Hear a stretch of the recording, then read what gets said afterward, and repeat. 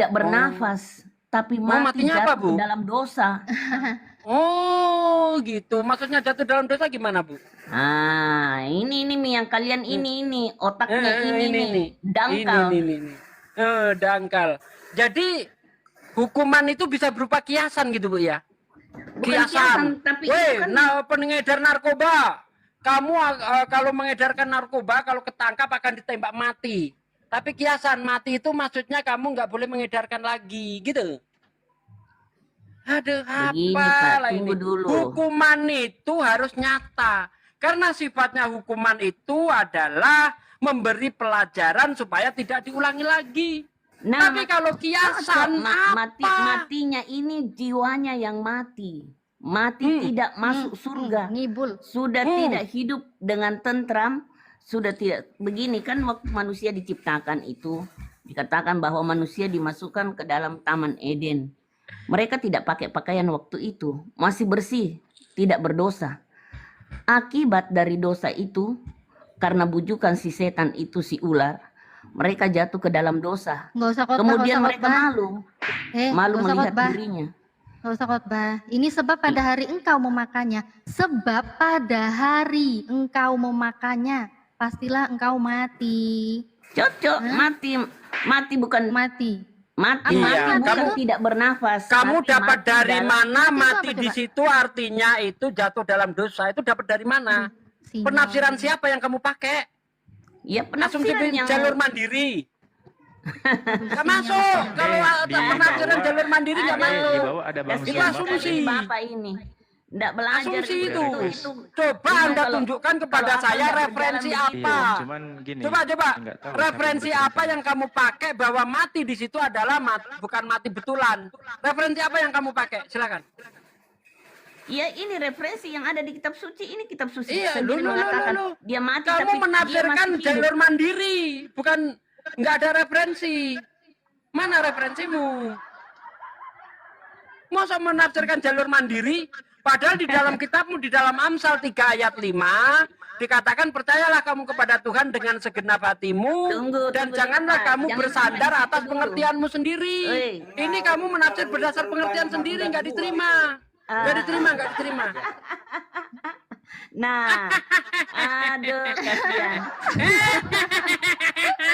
Aduh. Terlalu banyak makan daging ular itu. Iya, sepertinya makan daging ular ini. Penggoda. Coba, referensi apa yang kamu bisa tunjukkan ke saya bahwa mati di situ maksudnya itu mati dalam dosa, maksudnya jatuh dalam dosa. Aduh, kalau Adam itu artinya mati dalam dosa, kenapa Hawa masih diberkati Tuhan? Iya, ingat Pak. Ini manusia adalah ciptaan Tuhan yang paling mulia. Mati dengan yang lain. Mati coba mati artinya apa itu mati? Hidup lagi, mati. Mati itu apa? Ya, ini membuat penafsiran sendiri. Katanya orang beragama lalu tidak tahu itu mati secara rohani. Mana di sini mati rohani? Mana di sini mati rohani? Mana di sini mati rohani? Karena kamu akan mati rohani pada saat kamu memakannya di mana? Jangan nambah-nambah. Iya, itu kalau orang yang pintar itu tidak kasar bahasanya, tapi memakai bahasa yang mengandung arti yang dalam. Udah, kalau nggak punya data turun aja lah. Kalau nggak punya data turun aja. Kita nggak butuh diajak muter-muter orang yang nggak punya data. Kecuali Anda bisa menunjukkan data kepada kita pakai referensi. Ini mati itu hasilnya mati dalam dosa. Ini pakar mana yang mengatakan seperti itu? Nggak bisa, jalur mandiri nggak diterima. Ini kan mati, sudah mati. Udah, nggak ada data. Iya, turunin Bang Gerasi, saya nggak mau diajak muter-muter. Ini memang kalau orang dangkal. Mbak Natalia mau diajak muter-muter nggak? Nyaring bunyinya. Turun aja Bang, turun saya. Nggak ada referensi. Iya. Nggak ada referensi. Kau yang dangkal, otak. Semangat. Udah. Selamat malam Bang Juma. Iya, malam saja. Waalaikumsalam. Kasih turun. Itu Ibu kalau mau Maria. bikin bodoh orang itu begitu. Bikin bodoh. Iya, mati Maria. saja aku persoalkan. Menurut kami itu mati secara rohani. Iya, untuk Berdosa. menutupi Tuhanmu Kamu yang namanya penipu. dosa asal. Untuk Dosa menutupi asal. Tuhanmu Dosa penipu, asal yang kamu diusir. menghayal bahwa mati di situ Tidak ada menghayal, adalah kau mati yang rohani. menghayal. Asal Inilah bunyi. cara-cara tipu untuk menutupi tipuan Tuhannya. Coba kamu berbicara Tuhanmu dengan jujur Tuhanku sama. bahwa di Tuhan itu situ satu. mati di situ adalah mati betulan, maka Tuhanmu nampak sekali itu dengan Tuhanmu saya Tuhan sama. penipu. Kau Udah yang turunin, penipu, nggak ada asal data dia. bunyi. Udah. Bang Imrati Iya. turunin. Bang Imrati Kasih turun saja. turunin. Nggak ada Bapaknya data terlalu turun. banyak makan ular kayaknya. Aduh, Iya, ular. dibiarin. Turun Kalau aja, nggak saya yang turun. aja, Bang. Pemakan ular. Kalau nggak diturunin saya turun. Saya nggak mau debat muter-muter kayak gitu, nggak ada itu. Loh, kok jadi turun berdua Bang Zuma mana Bang Loh, Zuma? Bang Zuma kemana? Turun juga, diturunin juga. Kepencet ya sama host. Jangan mau diajak muter-muter kecuali dia bisa bawa data, oke? Kita sudah bawa data berdasarkan KBBI mati itu artinya tidak hidup lagi. Bang Zuma kemana Bang Zuma? Nah ini ngambek dia, Bang Juma ngambek. Karena makanannya kita habisin duluan, ngambek dia. Itu makanan saya, kenapa kamu habiskan? Gitu. Soalnya kalau cari Oten yang waras mana ada di Indonesia ini. Aduh, susah. Iya, jadi kita diskusinya dengan siapa nih sekarang? Aduh, itu ada masih satu Martin tuh. Oke, Udah mudah-mudahan dia berdata berkali-kali. ya. Udah kemarin Bang. Udah kemarin. Oke, apa materinya? Penipu Mati, ulung, Bang. iblis atau Tuhan? Mati. Materinya. Tuhan Oten atau iblis sang penipu ulung? Mati nih ya, sesena anak. Ya, kita kupas itu tadi, Ahi, kejadian itu, mulai dari makan buah dan seterusnya itu. Silakan, Mas. Ahi, monggo. Kalau saya sih bukan ke situ, saya cuma mau Ayo, tanya. silakan. Enaknya Ahi di mana? Saya ngikut. Apa hubungannya kitabnya Yahudi dengan Kristen agama dari Barat ini? Apa hubungannya? Herannya itu dia nyolong tapi hasil colongannya kita kritik dia ngamuk. Itu. Nah, itu dia. Apa hubungannya? Sampai hari ini belum terjawab loh itu. Aduh.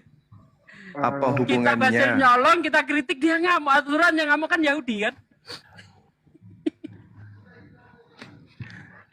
Ya, ada nggak teman Kristen yang bisa menjawab hubungannya antara agama Romawi, agama Kekaisaran Roma, yaitu Katolik, hubungannya dengan kitabnya orang Yahudi itu apa? Sampai kalian itu pintar-pintaran, ngomong tentang surga, ngomong tentang Taurat, kitab para nabi, itu apa hubungannya? Saya penasaran, ayo. Apa hubungannya kira-kira agama Romawi ini dengan kitabnya orang Yahudi? Benang merahnya itu yang ingin saya tahu. Martin, jawab Martin. Maaf Bang, kalau soal itu saya angkat tangan lah. Wah, Saya tidak bisa. angkat tangan. Ya, jadi Jangan begitu. Jangan kalah sebelum bertempur Martin. Ya memang tidak ada data, mau jawab pakai apa Bang? ya ini orang jujur ini, tanda-tanda mualaf orang kayak gini artinya pakai akal gitu ya. Karena memang tak ada hubungannya antara kitabnya orang Yahudi yang diwahyukan Tuhan kepada Bani Israel dengan agama yang pertama kali memperkenalkan Yesus dan Paulus sebagai Tuhan dan sebagai Rasul. Nah ini yang ingin kita tahu dari teman-teman Kristen.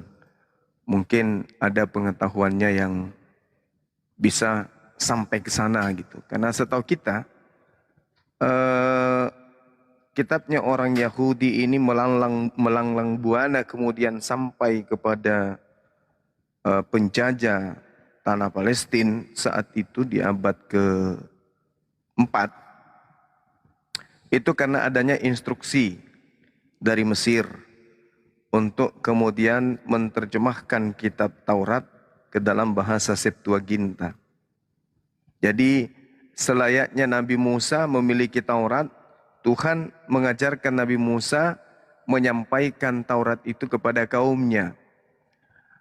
Injil, Tuhan menyampaikan kepada Nabi Isa untuk mengajarkan Injil kepada kaumnya Bani Israel. Al-Quran, Allah menyampaikan kepada baginda Rasulullah Muhammad SAW agar menyampaikan Al-Quran kepada seluruh umat manusia. Nah, ini perintah Tuhan untuk menyampaikan kitab dari Nabi Musa ke orang Roma itu mana? Karena kita melihat sejauh kita belajar bahasa Septuaginta yang digunakan di dalam perjanjian lama itu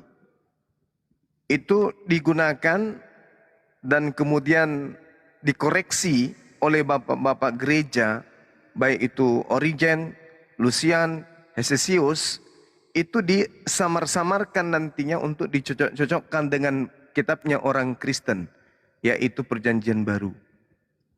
Nah, karena itulah kemudian kalau tidak ada instruksi dari Tuhan untuk menyampaikan kitabnya orang Yahudi ini kepada orang Roma, lalu kenapa ada kitab ini di dalam keimanan Kristen?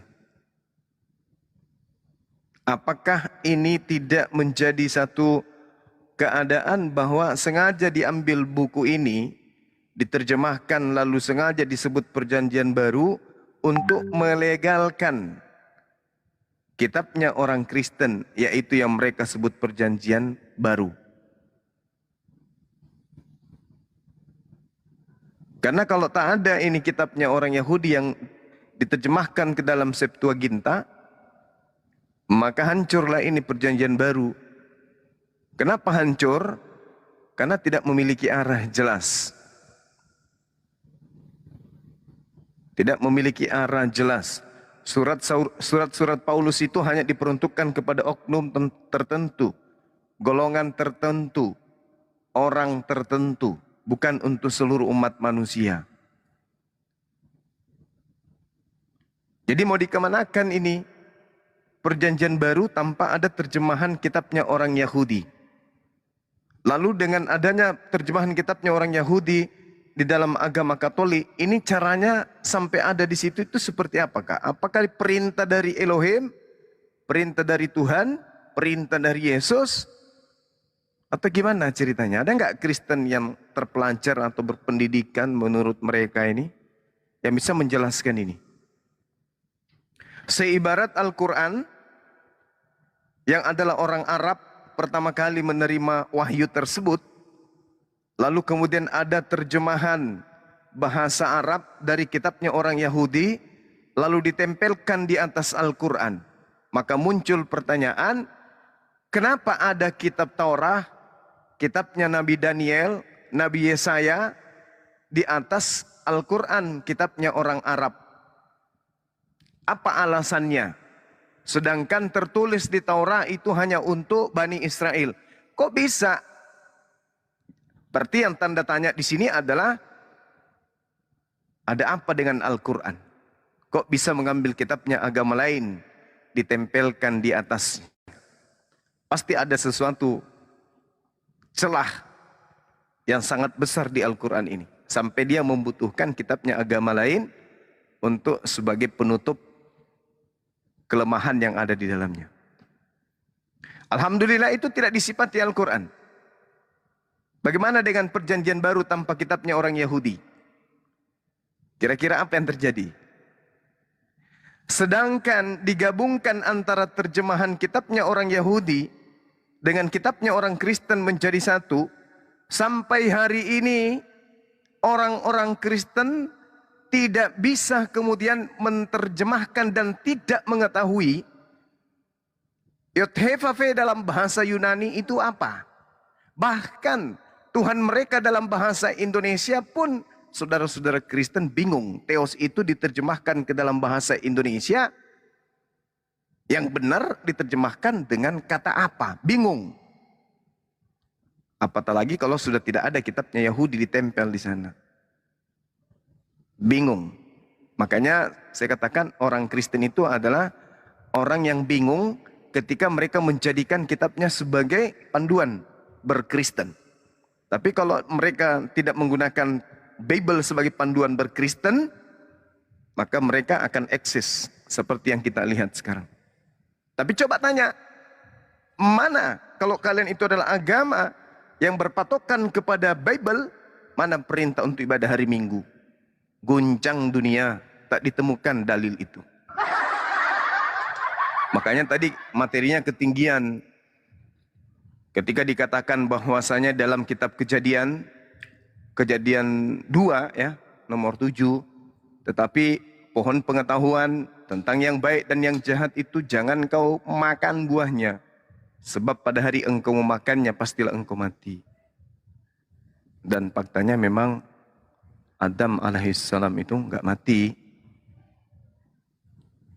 Seperti itu.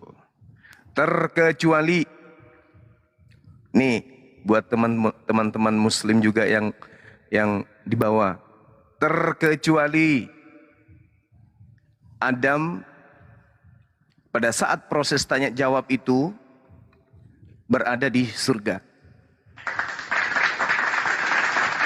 Saya ulang, terkecuali proses tanya jawab antara Tuhan dan Adam itu terjadinya di surga. Karena di surga bukan 1 kali 24 jam. Tapi kalau dia di surga, maka hancurlah Kristen ini. Kenapa saya katakan hancur? Karena Kristen ini mengakui bahwa Adam diciptakan di bumi.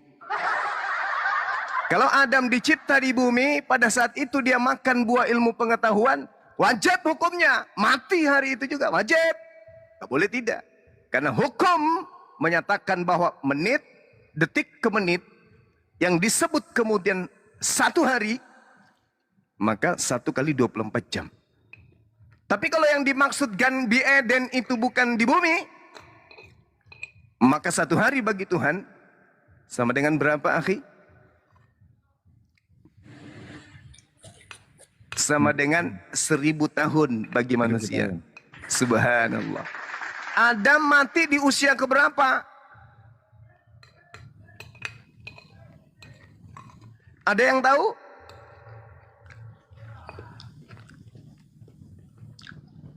Ada yang tahu Adam mati di usia keberapa? Berdasarkan Bible? Jangan-jangan semua udah pada pergi nih. Adam mati pada usia keberapa? Gelap bang, gelap. Gelap. Semua pada bingung. Baik Muslim maupun Kristen bingung semua. Hah? Gitu. Bahaya ini. Jadi kalau kita lihat di dalam Bible, Adam itu mati di usia 930-an tahun. Ukuran 1 hari kurang 0,8 bang. Nah, berarti pada saat proses tanya jawab terjadinya di bumi atau di surga? Surga bang. Hah? Surga. Di surga. Subhanallah. Kok di bumi pula? Kalau di bumi berarti kebohongan. Ini bohong berarti. Tapi menurut Oten bang, ya, khususnya Opung Lamsen Naibaho, ya, Taman Eden itu di tengah-tengahnya mengalir sungai Efrat, mengalir sungai Tigris, dan 2 sungai yang lain bang. Oh itu bumi ini orang-orang yang ada di atasnya yang menamai itu. Saya ulang lagi bahwa ketika di dalam kitab yang diambil dari agama Yahudi menerangkan, tetapi pohon pengetahuan tentang yang baik dan yang jahat itu, nah ini berbicara mengenai keadaan dan tempat. Apabila kamu makan, maka kau makan hari itu juga. Nah, berarti pohon baik dan buruk itu bukan di bumi. Karena kalau pohon baik dan bu jahat ini di bumi, salah dalilnya. Kamu mati hari itu juga. Salah. Harus hitungan hari langit, bukan hitungan hari bumi. Itu baru betul. Berarti Adam diciptakan bukan di bumi. Adam diciptakan di langit atau di jannah. La haula wala quwata illa billah. Ada enggak yang bisa menjawab dan membuktikan bahwa sehari di bumi itu sama dengan 930 tahun? Ada enggak? Ada enggak? Oh, sehari di bumi pada zaman Adam dan sehari di bumi pada masa sekarang beda. Kuceluk. Makan tempe itu yang dimakan keledainya. Jangan makan kulitnya. Daun pisangnya jangan. Keledai apa kedelai sih? Makanya begini. Makan tempe bukan kedelainya yang dimakan daun pisangnya. Kayak ginilah. Adam itu satu hari pada masanya di bumi dan satu hari pada masa saat ini sama. 24 jam. Sedangkan tertulis di dalam kitab saudara-saudara Kristen, usia Adam menurut Bible itu 930 tahun. Berarti pada saat bercakap-cakap, itu adalah hitungan Tuhan. Berarti bukan di bumi, tapi hitungan Tuhan. Adanya di jannah, adanya di atas langit, bukan di bumi ini. Ya, selesai perkara ya. Jadi adalah suatu kebohongan ketika ada orang mutar-mutar lidah. Wah, kamu tidak mengerti. Yang dimaksud di situ mati roh. Nenekmu kiper. Mati roh. Sejak kapan roh itu mati? Kuclo. Nenekmu yang keturunan keberapa yang ngajarin roh manusia itu mati? Yang mati itu hati, qalbu. Ketika tidak bisa membedakan antara Tuhan dan manusia. Ketika tidak bisa membedakan antara utusan dan pengutus, itu hati yang mati, qalbu. Paham ya teman-teman? Nah, tapi kalau dikatakan mati rohani, itu maksudnya qalbu. Nah, sementara yang dikatakan maut itu adalah terpisahnya antara jasad dan ruh. Jasad menjadi mayat, itu kematian namanya. Saya kira begitu teman-teman sekalian. Kalau ada oten yang sedikit berisi yang memahami Bible, supaya kita bisa berdiskusi dan memberikan edukasi yang baik. Mangga.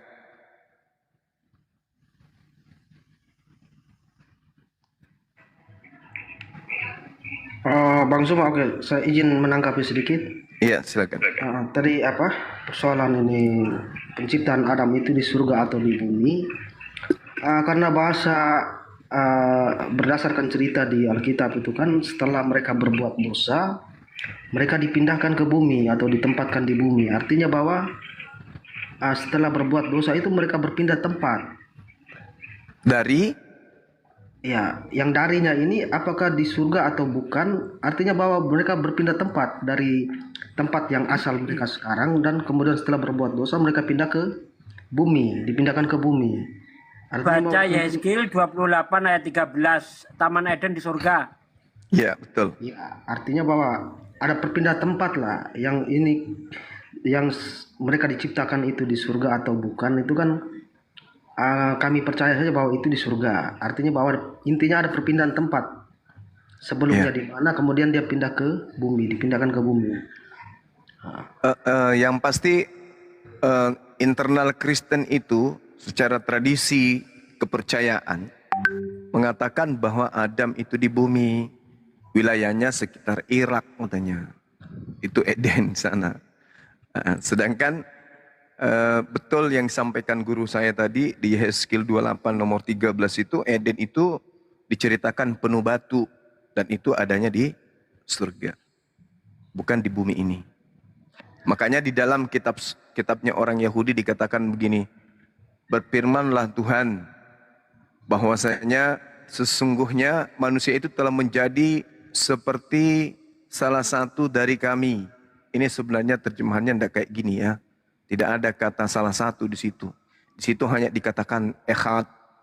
Tidak ada kata salah satu, itu penambahan terjemah. Untuk menggiring opini bahwa ajaran pagan Roma itu betul. Dengan menyembah banyak dewa. Sehingga Septuaginta itu digiring untuk dipahamkan sesuai dengan keinginan orang Roma. Orang ini katanya manusia ini telah sama seperti saya Ehad, tahu tentang yang baik dan yang jahat, maka sekarang jangan sampai ia mengulurkan tangannya dan mengambil pula dari buah pohon kehidupan itu dan memakannya, sehingga dia hidup untuk selama-lamanya. Berarti rencana Tuhan untuk mengusir Adam dari Ganbi Eden itu sudah sangat jelas. Makanya Tuhan tidak mau Adam itu kekal di Jannah, di Eden. Eden itu artinya Jannah, artinya taman. Atau Gan itu artinya taman. Bi Eden, Eden itu nama taman itu, nama alam, nama tempat tinggal, nama tempat hidup atau habitat. Nah, jadi dalam Ibrani Gan Bi Eden, taman di Eden. Eden itu tak ada terjemahan.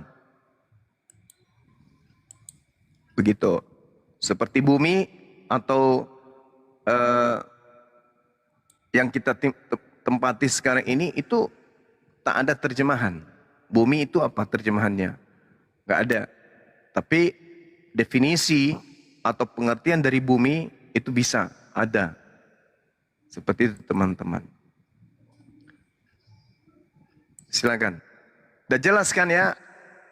Saudara Martir pun mengakui bahwa Adam itu bukan di bumi dicipta, tetapi ada di suatu tempat yang lain, lalu kemudian dipindahkan ke bumi. Sepakat kita ya Bang?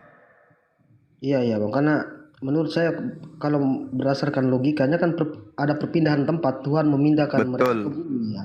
Iya. Kejadian 3:23. Oke, kemudian tadi sempat kami bahas soal hukuman Allah kepada ular itu, soal dia makan debu dari tanah, terus apa lagi tadi? Apa itu Bang? Keledai Bang, keledai. Dan harus Adam harus mati saat memakan buahnya itu. Karena menurut saya bahasa itu menunjukkan bahwa manusia setelah memakan buah itu tidak harus, memang bahasa di situ harus mati saat dia memakan itu, tetapi kalau menurut saya manusia artinya bahwa dari akibat dari makan buah itu dia mati, bukan harus mati saat dia memakannya. Kalau dia tidak memakan, seandainya dia tidak memakan buah itu, artinya manusia hidup tidak pernah mati gitu loh Bang. Kekal gitu maksudnya. Kalau dia tetap di Jannah pasti kekal, karena di Jannah, di surga tak ada kematian. Bukan kawin yang tak ada. Yang tak ada itu kematian. Makanya dia harus keluar dari alam ini, karena kalau dia menetap di sini dia tidak ada kematian. Karena surga itu alam kekal. Makanya dia harus keluar dari sana menuju kepada alam fana, yaitu bumi. Karena di bumi itu tempat kematian. Makanya dia harus keluar dari sana. Karena memang di dalam Al-Quran dan juga di dalam kitab Kejadian 1:26, sebelum dicipta Adam alaihissalam, memang sudah dirancang untuk hidup di bumi. Gitu. Baiklah kami menciptakan manusia serupa dan segambar kami untuk hidup di bumi, menguasai dan memimpin hewan-hewan yang ada di laut dan burung-burung yang ada di udara. Jadi dia menjadi pemimpin. Untuk itulah dia dicipta. Wa iz qala rabbuka lil malaikati inni ja'ilun fil ardi khalifah. Jadi dia di bumi menjadi pemimpin. Gitu ya, akhi ya, Bang Arif. Betul Bang Syul. Nah, Sodakta. Masya Allah. Sodakta. Seperti itu. Jadi ketika kemudian Adam itu masih ada di Gan Bi Eden, maka skenario Allah ketika kemudian diperintahkan sujudlah kalian semua kepada makhlukku Adam ini, maka iblis satu-satunya makhluk yang ada pada saat itu kemudian yang tidak mau sujud kepada Adam alaihissalam. Makanya Allah bertanya, illa iblis istakbara wa kana minal kafirin. Kecuali iblis, dia menyombongkan diri dan dia termasuk golongan kafir. Lalu Allah bertanya, ya iblis, wahai iblis, ma mana'aka an tasjuda lima khalaqtu biyadak. Apa yang menghalangimu sujud, menghormat kepada yang telah aku ciptakan dengan kekuasaanku sendiri? Apa yang menghalangimu? Astakbarta am kunta minal alin. Apakah kamu menyombongkan diri atau kamu merasa termasuk golongan yang tinggi? Lalu kemudian iblis menjawab, ana khairum min, saya lebih baik daripada makhlukmu itu yang bernama Adam, kata iblis. Halaktani, kau menciptakan aku minnar, dari api yang menyala-nyala. Wa khalaqtahu, sedangkan engkau menciptakan dia mintin, hanya dari tanah. Ya, Masya Allah. Lalu Allah mengatakan apa? Fakhruj minha fa innaka rajim, kata Allah. Kalau begitu, keluarlah kamu dari jannah. Keluar engkau dari taman ini. Sesungguhnya kamu adalah makhluk yang terkutuk. Ya udah, kalau kamu tidak mau sujud menghormat kepada perintahku untuk menghormati makhlukku yang saya ciptakan dengan fi aksani takwimin dalam bentuk sempurna, udah kau keluar dari sini, keluar dari jannah, keluar dari tamanku. Apa kata iblis? Oke, baik. Baik kalau itu yang dirimu mau. Sampai iblis pun, meskipun dia iblis, masih mengakui Tuhan itu sebagai Tuhan. Rabbi fa'anzirni ila yaumi yub'atsun. Wahai Tuhanku, katanya. Rabbi, wahai Tuhanku. Nah, makanya saya katakan bahwasanya, mohon maaf nih, orang-orang Kristen itu lebih hebat dari iblis. Karena iblis itu meskipun ingkar kepada perintah, tapi iblis itu masih mengakui Tuhan. Masih bertuhan iblis itu. Cuman karena mereka sombong, maka dia tidak turut kepada perintah. Tapi kalau, mohon maaf, tapi kalau orang Kristen ini, mereka nggak bertuhan kepada Tuhan yang menciptakan alam semesta. Malah bertuhan kepada anak orang. Apa buktinya? Tanya aja, siapa nama Tuhanmu? Yesus. Nah, Yesus ini siapa? Anak Maria. Maria ini siapa? Manusia. Yang keluar dari manusia apa? Ya makhluk. Manusia. Seperti itu, Bang. Maka iblis itu bersumpah, saya akan menggoda untuk membuktikan bahwa Adam dan keturunannya itu tidak lebih baik daripada saya. Jadi diusir dari taman, keluarlah iblis itu. Tapi Adam masih ada di surga. Lalu bagaimana cara kemudian iblis ini mendatangi daripada Adam sementara dia sudah diusir? Ya namanya iblis udah diusir, tetap aja di situ. Tetap aja dia membisikkan kemudian Adam. Makanya di dalam Al-Quran itu, iblis itu enggak datang langsung nampak di depan kita, enggak. Iblis itu menyesatkan manusia melalui bisikan. Maka iblis itu masuk melalui hati, melalui pikiran kita. Maka ada yang disebut doktrin dogma. Nah, orang yang meninggalkan firman Tuhan menuju kepada doktrin dogma. Makanya cobalah tanya saudara-saudara Kristen, siapa yang mengajarkan kalian menyembah anak Maria? Ada perintahnya dari Tuhan, ada firmannya, ada wahyunya? Tak ada. Berarti yang mengajarkan kalian itu adalah bisikan. Bisikan siapa? Sedangkan Tuhan ketika membisik, itu dituliskan di dalam sebuah kitab. Kitab suci namanya. Kalau Tuhan yang membisikkan, mewahyukan maksudnya. Tapi kalau iblis yang membisikkan, tak tertulis dalam sebuah kitab. Nah, contoh, menyembah Yesus. Mana bisikan Tuhannya di dalam kitab yang Anda pegang? Tak ada. Bisikan bom-bom, Bang. Nah itu dia. Nah, kalau bom-bom tidak membisik lagi, itu iblis nyata itu. Karena Al-Quran mengatakan, minal jinnati wan nas, penyesat itu dari dua golongan. Yang pertama golongan manusia, yang kedua adalah golongan jin. Atau kufur, atau kafir, orang-orang kafir. Makanya dikatakan di dalam Al-Quran bahwa iblis itu adalah bagian daripada golongan kafir. Illa iblis istakbara wa kana minal kafirin. Iblis itu menyombongkan diri. Kenapa? Karena ia termasuk golongan yang kafir. Jadi kalau ada yang sombong, itu golongan orang kafir. Mana bukti kesombongan? Nah, coba kita lihat. Mana bukti kesombongan? Yesus mengatakan dirinya manusia.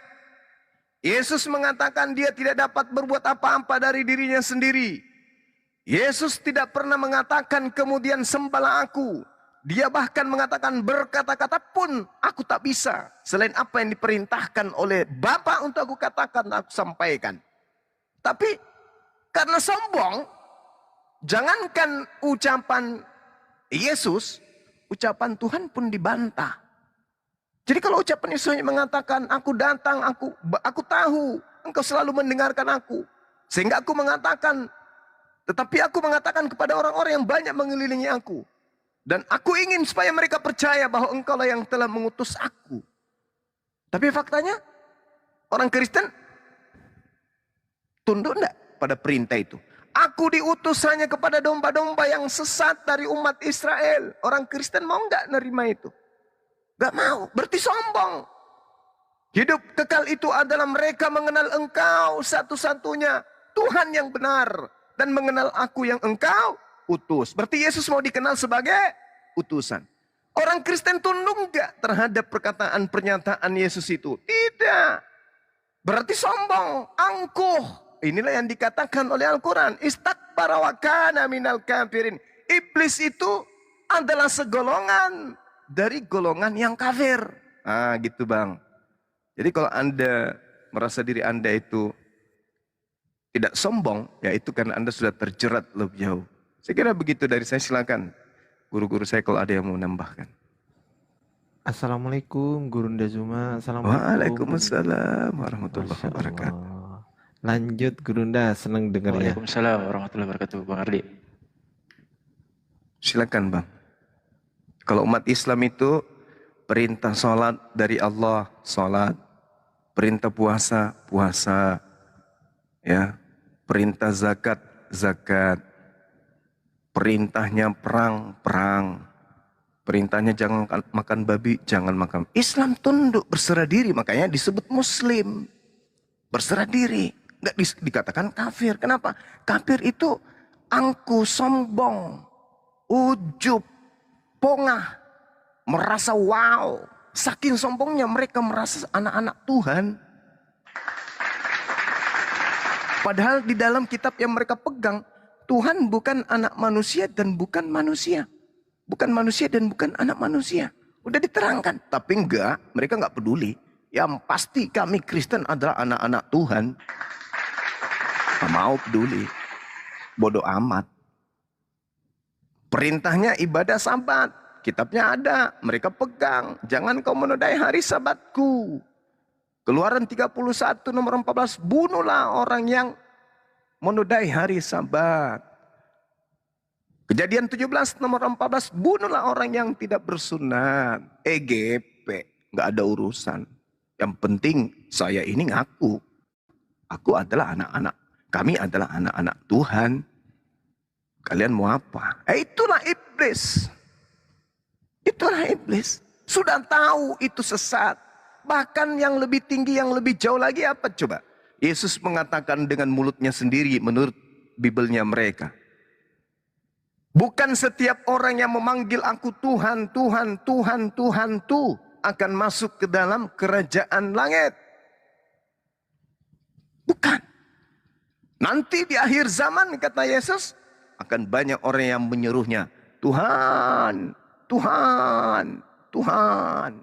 Bukankah kami mengusir setan demi namamu? Bukankah kami bernubuat pakai namamu? Dan juga mengusir setan pakai namamu. Wahai Tuhan Yesus. Itu dalam Bibel. Di data nomor 23-nya dikatakan di Matius 7 itu. Pada saat itulah. Jelas kok dituliskan begitu. Aku akan berkata kepada mereka. Jelas-jelas mereka di sini untuk orang Kristen. Tapi mereka nggak percaya itu untuk mereka. Tapi giliran orang Yesus berbicara kepada orang Yahudi, orang Kristen merasa bahwa Yesus berbicara kepada mereka. Kan aneh. Aneh. Yesus berbicara kepada orang-orang Yahudi. Kamu, kamu, kamu. Kalian, kalian, kalian. Tapi orang Kristen merasa Yesus sedang berbicara kepada dirinya. Tapi ketika Yesus mengatakan mereka, orang Kristen tidak merasa kalau mereka itu adalah mereka Kristen.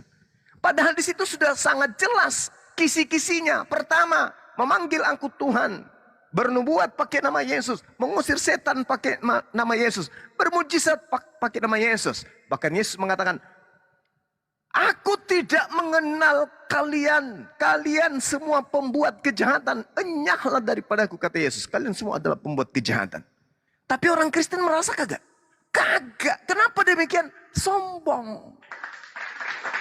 Malah ya dituduhkan ketika Yesus mengatakan nabi-nabi palsu. Yang dituduh baginda Rasulullah Muhammad sallallahu alaihi wasallam.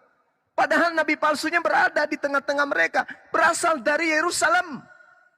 Mengajarkan Yesus adalah Tuhan. Pengikutnya menyembah Yesus. Pengikutnya dianiaya oleh Paulus.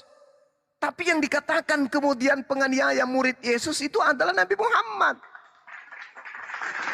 Matius 24 nomor 15 sampai nomor 27. Waspadalah kepada nabi-nabi palsu yang datang kepadamu. Mu di situ Bani Israel. Nabi Muhammad sallallahu alaihi wasallam tidak pernah datang kepada Bani Israel. Tidak pernah datang kepada murid-murid Yesus. Yang datang kepada murid Yesus, menganiaya Yesus muridnya, dan seterusnya adalah Paulus. Tapi yang mereka tuduh, lagi-lagi baginda Rasulullah Muhammad sallallahu alaihi wasallam. Apa sebabnya? Karena mereka sombong. Angku terhadap kebenaran. Jangankan Al-Quran, uang pernyataan Yesus aja mereka tolak. Kenapa? Itu tadi. Illa iblis istakbara wa kana minal kafirin. Wa ikhwanuhum yamuddunahum fil gayyi thumma la yuqsirun. Wa kana al-kafiru ala rabbihi zahira. Dan adalah orang-orang kafir ini penolong-penolong setan di dalam durhaka kepada Tuhan pencipta alam semesta. Mari kita buktikan 30 detik terakhir. Siapa yang mengajarkan anak-anak kecil yang tak mengerti apapun untuk menyembah kepada anak orang? Ya ayahnya, ibunya. Dia menyesatkan, dia membantu setan. Setannya datang, weh si Fulan, ya bos, tuh anakmu udah bisa bicara. Terus bos, ajak ke gereja. Weh kau, bos, itu anakmu udah pintar membaca. Terus bos, ajarin dia lagu-lagu rohani. Pujilah kepada Yesus, Tuhan kau bawa ke gereja, sembah Yesus. Baik bos. Jadi Al-Quran mengatakan, wa ikhwanuhum wa kana al-kafiru ala rabbih zaira. Orang kafir ini menolong setan di dalam menyesatkan manusia untuk durhaka kepada pencipta alam semesta. Nah, kutanyalah kemudian anaknya, dek sini dek. Ya apa bang? Yang ganteng. Bang Suma ya? Ya. Apa Bang Suma? Aku mau nanya samamu. Mau kemana? Mau ke gereja bang. Mau ngapain? Nyembah Yesus. Yang ngajarin siapa? Yang perintahkan siapa? Yang suruh siapa? Bapak di rumah dicambuk kalau nggak ke gereja. Ada nggak Yesus memerintahkan kamu ke gereja nyembah dia? Nggak ada bang. Yang nyuruh siapa? Bapak. Berarti betul. Iblis berhasil menyesatkan sang bapaknya. Sang bapaknya berhasil kemudian menolong setan untuk supaya anaknya digiring juga menyembah kepada sesamanya manusia. Jadi Al-Quran tidak keliru. Coba cari orang terpintarnya Kristen Indonesia untuk berdialog dengan kita. Cari, kita berbicara dengan mereka. Buka semua data-data Al-Quran dan Bible. Siapa Yesus ini? Dan apa ajaran Yesus? Yesus mau dipercayai sebagai apa? Sebagai utusan Tuhan atau sebagai Tuhan? Sebagai utusan Tuhan. Di mana itu tertulis? Banyak. Tapi apa yang terjadi dengan orang-orang Kristen? Nyembah Yesus. Yang perintahkan siapa? Bisikan bang. Dari mana? Oh, bisikan dari langit. Siapa? Roh Kudus. Jangkrik. Mana ada? Kalau Roh Kudus itu berbicara sesuai fakta apa yang didengarkan. Makanya Yesus mengatakan waspadalah kepada nabi-nabi palsu. Saya kira begitu, panjang lebar karena nggak ada tanggapan. Saya kalau tidak diberhentikan bicara bisa sampai 6 abad saya ngomong terus tanpa berhenti. Ya, silakan. Jangkrik Gurunda, Masya Allah. Silakan. Martin. Siap Bang. Woi Martin, siapa Gimana, yang Bang menyuruh Martin? kamu menyembah anak Monitor. orang? Kata Bang Oke, Zuma. Oke, terima kasih Bang. Menanggapi soal ketuhanan Yesus ini, di Alkitab itu tidak hanya mengatakan bahwa Yesus itu adalah hanya utusan saja, tetapi kami juga percaya bahwa Allah itu ada di dalam Yesus dan Yesus di dalam Bapa. Itu kita berpatokan pada ayat Yohanes 14:11. Nah, itu kan di situ Filipus sendiri bertanya kepada Yesus bahwa tunjukkan Bapa itu kepada kami. Terus Yesus menjawab bahwa kamu tidak dapat melihat ataupun mendengarnya. Nah, jika kamu ingin melihat Bapa, maka lihat sajalah aku. Lihatlah pekerjaan-pekerjaanku. Bagus. Lagi bang. Terus. Artinya bahwa kita tidak akan mampu melihat Sang Allah itu. Kita tidak akan mampu itu Bang. Jadi kami mengenal Allah itu lewat Yesus ini. Jadi kalau ditanya Allah itu di mana? Di surga. Nah, itu kan menurut saya tidak cukup untuk menjadi kita untuk mengenal Allah dengan sekedar berkata dia ada di surga. Itu kan tidak cukup. Tapi harus dibuktikan. Apa buktinya? Ya, pekerjaan-pekerjaan yang dibuat Yesus. Itulah kebesaran Allah. Kita melihat kebesaran Allah lewat pekerjaan-pekerjaannya dia itu. Jadi hanya di dalam otak kami itu Allah itu ya Yesus. Apa yang dibuat Yesus itulah Allah. Kalau ditanya Allah di mana? Di surga. Tidak bisa dilihat. Itu kan pertanyaan langsung ditanyakan oleh Filipus sendiri. Murid Yesus yang tiap hari bersama-sama dengan dia Bang. Oke, sudah? Oke Bang. Oke, jadi gini. Mau ndak Anda itu dibantu untuk keluar dari lingkaran ini? Pertahankan iman Anda, pertahankan kepercayaan saudara, tapi tolong fungsikan juga akal saudara. Boleh nggak? Boleh nggak saudara Martin? Boleh ya? Boleh dong. Boleh. Oke, baik. Saya ingin mengangkat sebuah dalil di dalam kitab yang Anda pegang hari ini. Di situ ada kata ruah. Nah, Kejadian 6 nomor 3. Berfirmanlah Elohim atau Hasem atau Yehova, Yothevavi atau Eloah atau El. Berfirmanlah pencipta alam semesta. Nah, itu sederhananya supaya kita lebih mudah untuk nangkap. Rohku, nah ini Tuhan yang berbicara nih. Rohku tidak selama-lamanya tinggal di dalam diri manusia. Adam. Adam itu bahasa Ibrani artinya manusia. Jadi rohku tidak selama-lamanya tinggal di dalam diri manusia. Karena manusia itu adalah daging. Tetapi umurnya akan 120 tahun saja. Saya ingin bertanya nih pada saudara Martin. Menurut firman Tuhan yang ada di dalam Kejadian 6 nomor 3. Roh yang ada pada diri saudara itu roh setan atau roh Tuhan?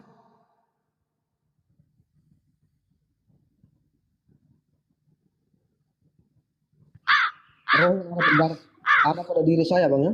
Iya, itu roh Tuhan atau roh setan? Oh, kalau menurut saya itu roh yang diciptakan khusus oleh Tuhan untuk saya.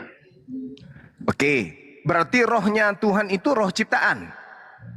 Bukan, maksudnya roh yang seperti Tuhan menciptakan malaikat kan rohnya tersendiri. Begitu juga dengan iblis. Dan untuk manusianya juga lain. Oke, saya ulang ya. Ini Tuhan yang berbicara nih. Jadi kita tidak punya kapasitas untuk membantah Tuhan. Kalau kita membantah Tuhan berarti kita sama seperti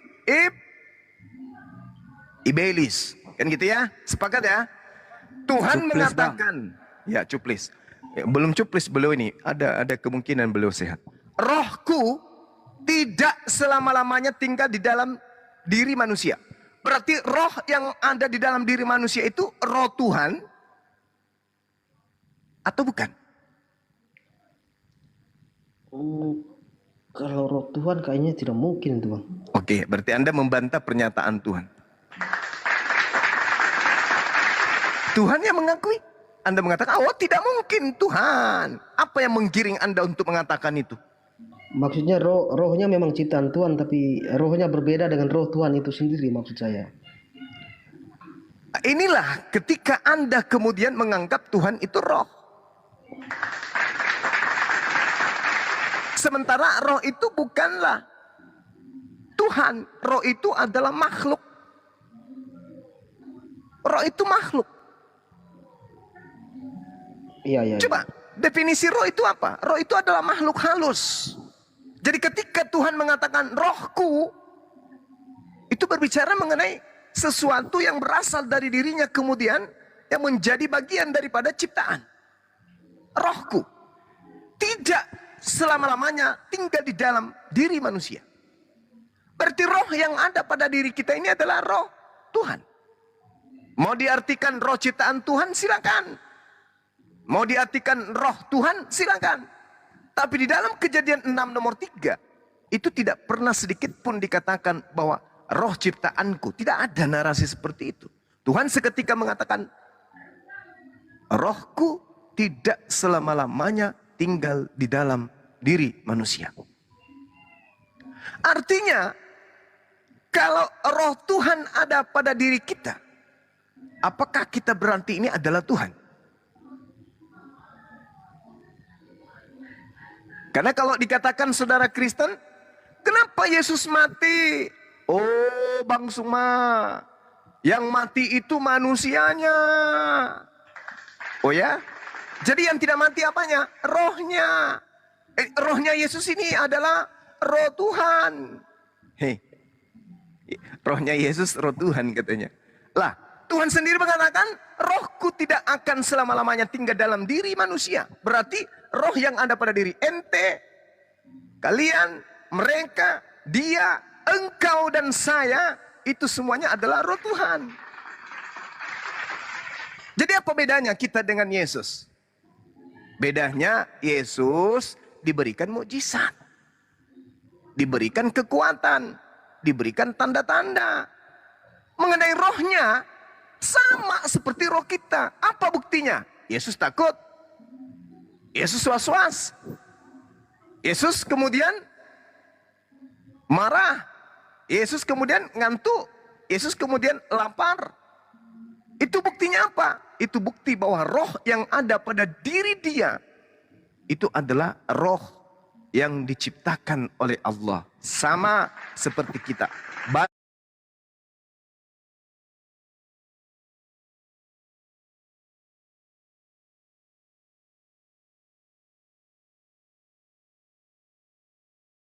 kagak? Yesus manusia. Berarti roh yang ada pada diri Yesus, roh Tuhan yang adalah ciptaan Tuhan itu sendiri.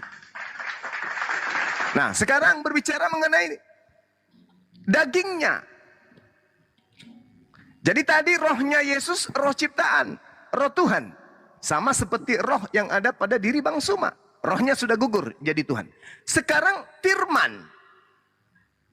Dikatakan dalam Yohanes 1. Pada mulanya adalah firman, firman itu bersama-sama dengan Tuhan dan firman itu Tuhan. Nomor 14-nya, firman itu telah menjadi daging. Betul. Sayangnya, ternyata seluruh manusia juga berasal dari firman. Di mana tertulis? Matius 4 nomor 4. Siapa yang berkata? Yesus. Manusia tidak hidup hanya dari roti, tetapi manusia hidup juga berasal dari setiap firman yang berasal dari Tuhan. Berarti firman, manusia berasal dari firman, Yesus berasal dari firman. Dagingnya Yesus berasal dari firman, dagingnya manusia lain berasal dari firman. Rohnya Yesus dari roh Tuhan, rohnya manusia yang lain dari Tuhan.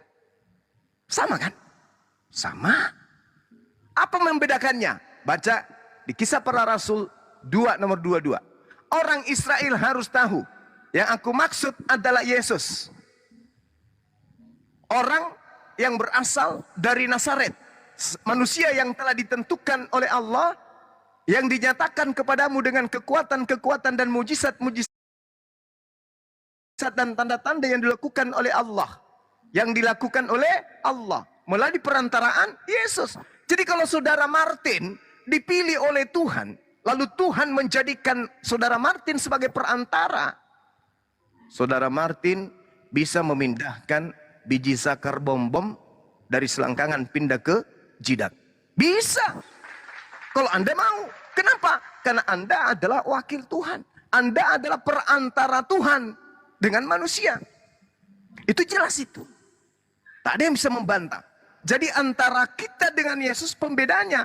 Yesus digunakan oleh Tuhan sebagai alat perantara Tuhan untuk melakukan mujizat dan tanda-tanda serta kekuatan di tengah-tengah umat manusia. Makanya Yesus mengatakan apa? Aku tidak dapat berbuat apa-apa dari diriku sendiri. Aku tidak berkata-kata dari diriku sendiri. Aku datang menjadi manusia bukan atas kehendakku sendiri. Klop. Lalu mana ketuhanan Yesus itu? Mana? Mana? 7 kali. 7 juta kali. Mana? Tak ada. Ketuhanan Yesus 100% itu hanya berasal dari angan-angan gereja, angan-angan pastor, angan-angan pendeta. Kenapa? Yesus diibadahi, Yesus disembah, tak ada perintah, tak ada dalil. Orang Kristen ibadah hari Minggu, tak ada perintah, tak ada dalil. Orang Kristen mengatakan Tuhan itu 3 pribadi, tak ada ajaran, tak ada dalil. Apalagi orang Kristen makan babi, tak ada perintah, tak ada dalil. Orang Kristen tidak bersunat, tak ada perintah dari para nabi dan dari Tuhan, tak ada dalil. Jadi 100% Tuhannya itu diambil dari mana? Dari konsep Roma. 100% manusianya itu dari mana? Dari konsep Yahudi. Makanya dikatakan agama Katolik itu adalah agama sinkretisme. Agama yang menggabungkan kemudian antara ajaran Yahudi dan ajaran paganisme, animisme, politeisme. Digabungkan, lahirlah Katolik. Maka muncul konsep Yesus 100% manusia dan 100% theos, sama dengan dewa. Klop? Jelas? Jelas Bang. Oke. Sekarang saya mau. Tadi saya tidak mengatakan bahwa aku di dalam Bapa dan Bapa di dalam aku itu, bukan maksudnya bahwa Roh Allah ini merasuki Yesus, bukan Lalu? seperti itu. Bapa di dalam aku dan aku di dalam Bapa, atau aku dan Bapa adalah satu. Itu artinya bahwa semua yang dikerjakan Yesus atau apa yang dikatakan Yesus itu kan bersumbernya dari Allah. Itu makanya dikatakan bahwa aku dan Bapa adalah satu, atau Bapa di dalam aku di dalam Bapa. Bukan berarti kerasukan di situ ya. Bukan Roh Allah merasuki Yesus, tidak. Bagus. Kalau demikian, maka demikian kalau seandainya Yesus tidak lahir, berarti kami tidak tahu Allah itu ada. Bahaya itu. Iya Bang. Bahaya itu. Kalau Yesus tidak lahir, Bapak. Oke. Saya ateis, saya tidak percaya Tuhan itu ada. Oke, baik. Sekarang begini. Sebelum alam semesta ini dicipta, apakah pencipta itu sudah ada? Ada Bang, ada. Ada.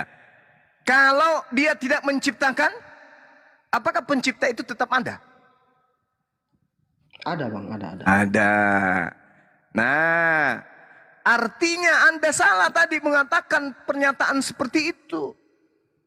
Sekarang kalau Tuhan tidak menjadi manusia seperti Yesus, apakah Tuhan itu ada atau tidak ada? Tetap ada, tapi kita tidak akan mengenal dia Bang. Itu dulu. Logikanya gini. Itu dulu. Nah, logikanya gini. Ya. Allah mengutus nabi-nabi ini kan untuk memperkenalkan bahwa dia itu ada. Oke. Nah, kalau Allah tidak mengutus nabi-nabi, maka kita tetap akan tidak tahu bahwa dia itu ada, walaupun dia ada. Kita tidak akan mengenal dia. Kan logikanya begitu. Artinya bahwa kalau Yesus tidak ada, walaupun Allah tetap ada, tetapi kita tidak tahu dia ada. Bagaimana bisa? Bagaimana tanpa nabi-nabi kita tidak akan mengetahui bahwa Tuhan itu ada. Karena itu Artinya bahwa Tuhan mengetahui, kita manusia tidak tahu dia ada. Oke. Dia utus Baik. nabi-nabi untuk memperkenalkan dia. Oke. Jadi Tuhan itu ada. Ada. Oke, ada. Tetapi kita tidak tahu dia ada. Kita tidak tahu dia ada. Ya. Maka Untuk itu supaya kita tahu Tuhan itu ada, Tuhan menciptakan dirinya menjadi manusia atau Tuhan mengutus utusannya menjadi manusia? Ya. Mana yang benar? Untuk itu dia mengutus, salah satunya adalah Yesus. Oke, berarti Tuhan tidak menciptakan dirinya menjadi manusia. Dia ciptakan Yesus untuk sebagai alat untuk memperkenalkan dia. Oke, berarti Yesus bukan Tuhan itu sendiri, bukan? Tapi sebatas kita manusia, kita hanya bisa melihat Yesus dengan kebesarannya, mujizat-mujizatnya. Yes. Kita tidak akan pernah bisa melihat Allah itu sendiri yang maha kuasa. Benar sekali. Berarti Yesus ini hanya utusan, betul?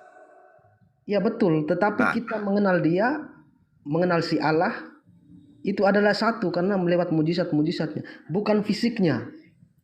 Bukan Lalu Allah. apanya? Lalu apanya? Tapi perbuatannya, pekerjaan-pekerjaannya, di situ kita bisa melihat. Bagus. Nah, sekarang ketika Yesus melakukan pekerjaan-pekerjaan, membangkitkan orang mati, membuat orang lumpuh melihat, orang buta berjalan. Orang buta melihat orang lumpuh berjalan. Itu yang Tuhan di situ Yesusnya atau yang mengutus Yesus? Yang Tuhan di situ adalah peristiwa itu, Bang. Peristiwa mujizat itu, kebesaran itu yang itu kita mengenal peristiwa itu sebagai Allah muncul di situ. Itulah Allah, kebesaran Allah. Ya, yang Tuhan di sini Yesusnya atau yang melakukan kemudian dan memberikan kekuatan kepada Yesus? Yang Tuhan. Ya, artinya bahwa proses dengan Yesusnya itu kan tidak terpisah, Bang. Proses saya ulang. Dan Yesusnya tidak terpisah. Oke. Yang Tuhan di sini Yesusnya atau yang mengutus Yesus? Kalau pertanyaan seperti itu, jelas Yesus itu kan manusia. Berarti Yesus bukan Tuhan. Tetapi ketika dia melakukan proses itu, dia melakukan proses seperti contoh membangkitkan orang mati atau maka Yesus jadi Tuhan. Antara kuasa Tuhan dan Yesus itu tidak terpisah. Betul. Benar sekali. Yesus, coba Anda baca Kisah Para Rasul 2 nomor 22 kan tadi udah kubacakan. Hai orang-orang Israel, dengarlah perkataan ini. Yang aku maksudkan adalah Yesus dari Nazaret, manusia grapo yang telah ditentukan Allah dan yang dinyatakan kepadamu dengan kekuatan-kekuatan, mujizat-mujizat dan tanda-tanda yang dilakukan oleh Allah dengan perantaraan Yesus di tengah-tengah kamu seperti yang kamu tahu. Berarti yang melakukan mujizat Allah melalui perantaraan manusia bernama Yesus. Nah, sekarang pertanyaannya, bisa tidak Yesus membangkitkan orang mati tanpa kekuatan dari Tuhan? Ya, tidak bisa lah, Bang. Tidak bisa. Sekarang pertanyaan yang sama. Bisa tidak Saudara Martin membangkitkan orang mati dengan bantuan Tuhan?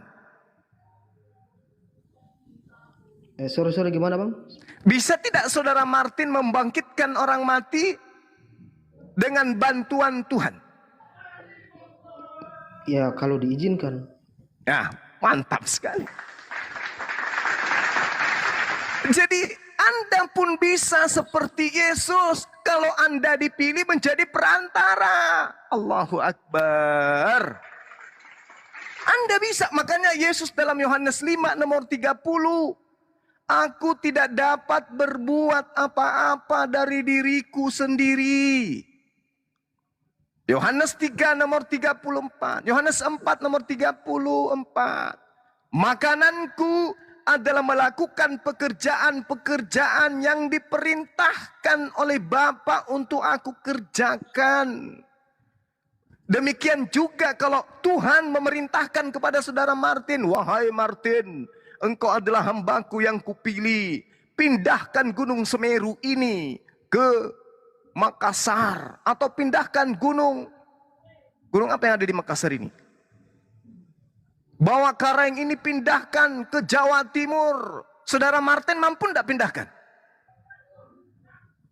Ya, kalau diizinkan kembali. Masya Allah. Makanya Yesus itu mengatakan dalam Yohanes 11:42, aku tahu engkau selalu mendengarkan aku. Aku siapa? Tuhan. Wahai Tuhan, aku tahu engkau selalu mendengarkan aku, kata Yesus. Itu pengakuan dirinya di dalam Yohanes 11 nomor 42. Aku tahu engkau selalu mendengarkan aku.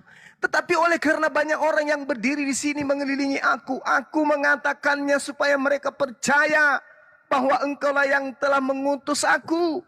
Aku berkata kepada mereka agar mereka percaya bahwa engkaulah yang telah mengutus aku. Yesus mau dipercayai sebagai utusan Tuhan.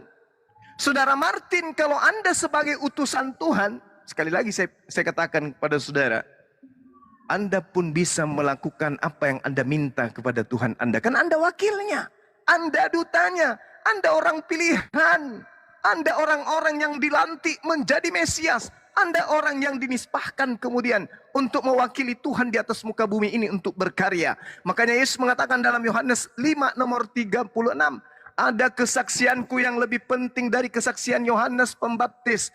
Bahwa semua pekerjaan yang aku lakukan, membangkitkan orang mati, membuat orang buta melihat, orang lumpuh kemudian berlari, kemudian air menjadi anggur dan seterusnya, bla bla bla bla bla.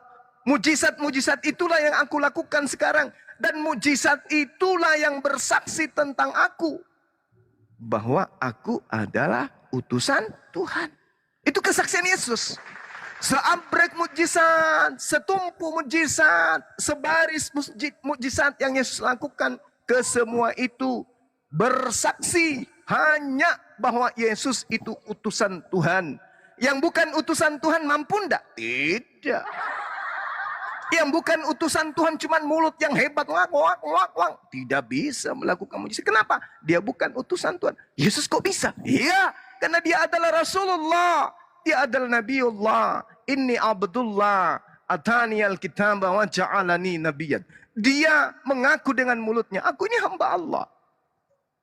Aku memiliki hikmat Injil dan nikmat kenabian. Itu diberikan oleh Tuhan kepadaku. Nah, siapapun Nabi bisa melakukan itu. Nabi Musa bisa nggak belah laut? Nggak bisa. Tapi kok bisa? Karena dia wakil Tuhan. Tuhan melakukan itu melalui perantaraan dirinya. Makanya kemudian dikatakan dalam Kisah Para Rasul yang Anda punya di 13:23, dan dari keturunannya lah sesuai dengan yang telah dijanjikannya, Allah telah membangkitkan juru selamat bagi orang Israel, yaitu Yesus. Sebagai juru selamat dipersenjatai dong. Pasti dipersenjatai. Nggak mungkin tidak. Maka mujizat-mujizatnya yang dijual orang Farisi kepada Roma justru dijual sebagai bukti ketuhanan. Sedangkan Yesus melakukan mujizat-mujizat itu di tengah-tengah kaumnya, Bani Israel, untuk membuktikan kalau dia adalah Rasul, utusan Tuhannya. Orang Farisi menjual mujizat Yesus ke Roma sebagai ketuhanannya Yesus. Tapi Tuhan mengutus Yesusnya kepada Bani Israel dengan mujizatnya untuk membuktikan kenabiannya Yesus. Jadi ada ajaran yang timpang yang diputarbalikkan di sini. Kalian jadi korban. Saya kira begitu, Bung. Panjang lebar saya berbicara. Mudah-mudahan Anda bisa memahami, minimal saudara-saudara muslim saya yang awam bisa memaknai apa yang kami sampaikan di sini. Demikian sementara, silakan. Oke, Bang Zuma. Tadi sempat Abang mengatakan saya juga bisa menjadi seperti Yesus. Yes. Tapi persoalannya tidak segampang itu. Saya harus dilahirkan dari seorang perempuan yang suci dulu. Oh, tidak begitu, saudaraku. Mari kita buktikan. Di dalam Yohanes 3 nomor 34. Sebab siapa yang diutus Allah, dialah yang menyampaikan firman Allah, karena Allah mengaruniakan rohnya dengan tidak terbatas. Siapapun.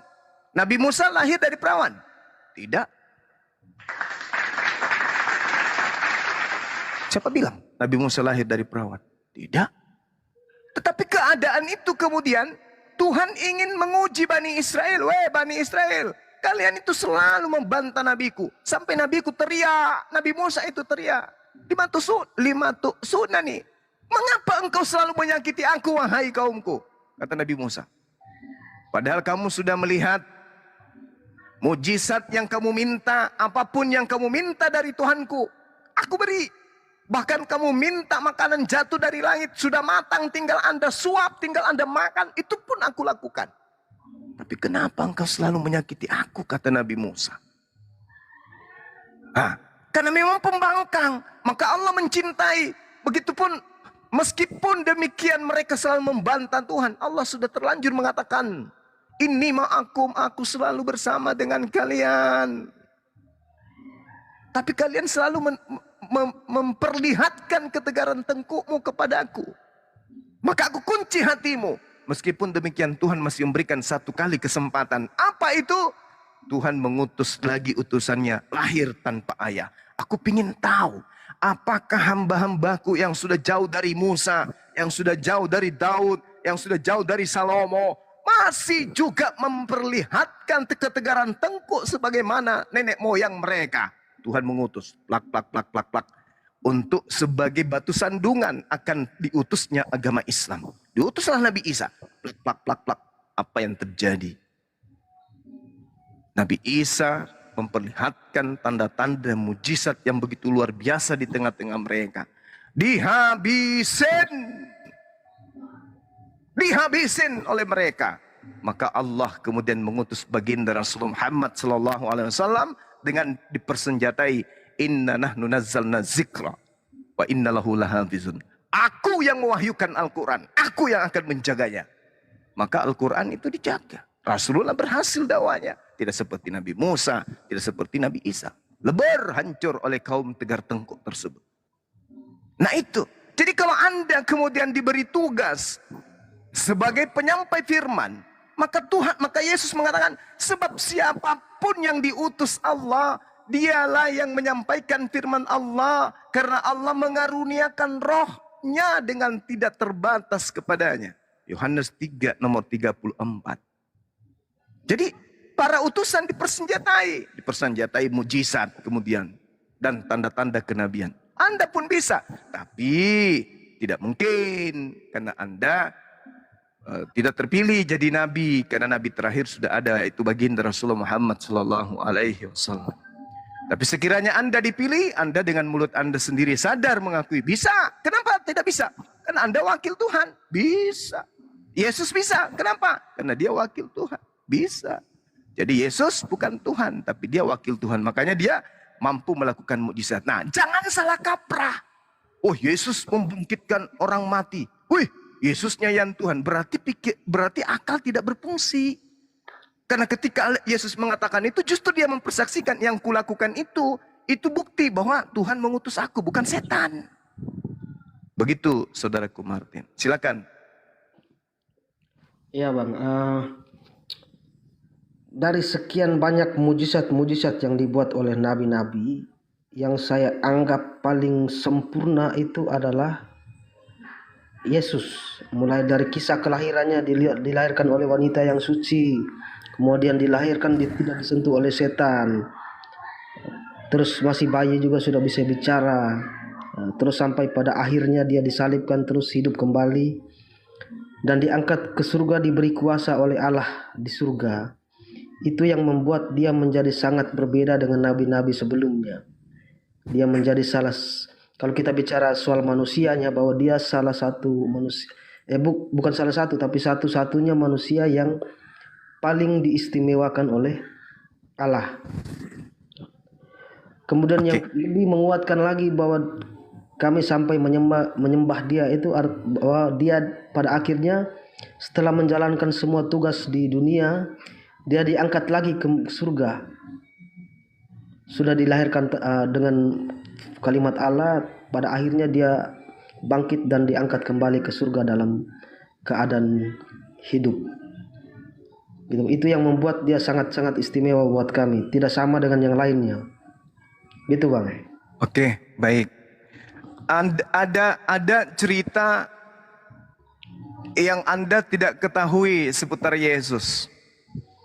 Izinkan saya menceritakan ini kepada saudara, sehingga saudara bisa memahami bahwa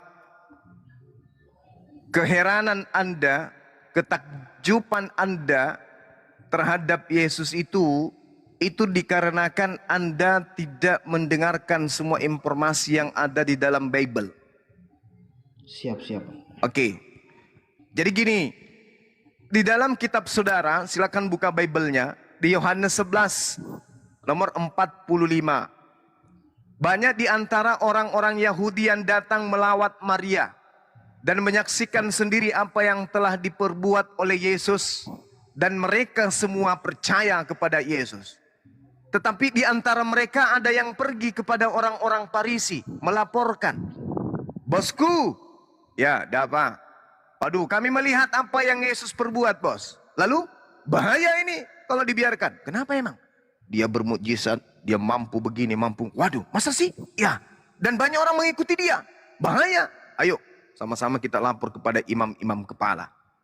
Maka orang-orang Yahudi ini kemudian di data nomor 47 di Yohanes 11 berlalu dan menghadap kepada imam-imam kepala dan orang-orang Farisi. Setelah mereka kemudian berembuk, maka mereka memanggil yang paling tinggi jabatannya pada saat itu, yaitu Mahkamah Agama. Jadi orang Yahudi, imam-imam kepala, orang Farisi itu memanggil Mahkamah Agama untuk berkumpul. Lalu apa kata mereka? Ayo teman-teman, apa yang harus kita perbuat sekarang ini? Sebab Yesus itu semakin banyak membuat mukjizat. Apabila kita biarkan Yesus, maka semua orang akan percaya kepadanya. Dan kalau itu sampai terjadi, maka orang-orang Roma akan datang dan merampas tempat suci kita serta bangsa kita. Jadi orang-orang saat itu khawatir. Ini Yesus kalau dibiarkan bahaya, ini ancaman. Ancaman politik, ancaman ekonomi.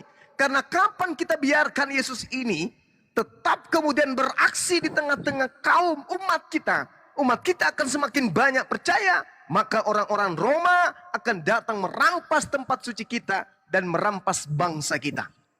Apa yang harus kita lakukan? Nah, seorang di antara mereka yaitu imam besar bernama Kayafas pun berkata, "Kamu tidak tahu apa-apa dan kamu tidak bertaubat, bahwa lebih berguna bagimu jika Yesus mati untuk bangsa kita daripada seluruh bangsa kita ini binasa." Ini kata imam besar.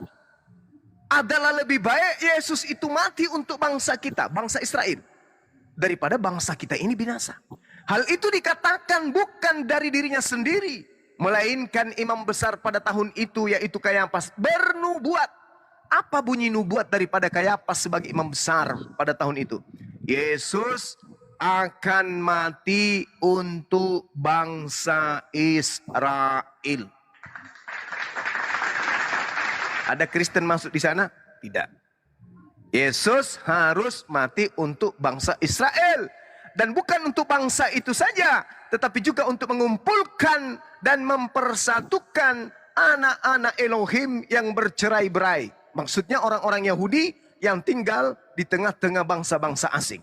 Maka mulai hari itu, orang Yahudi, imam kepala, Mahkamah Agama, orang Farisi, imam-imam kepala sepakat untuk membunuh Yesus.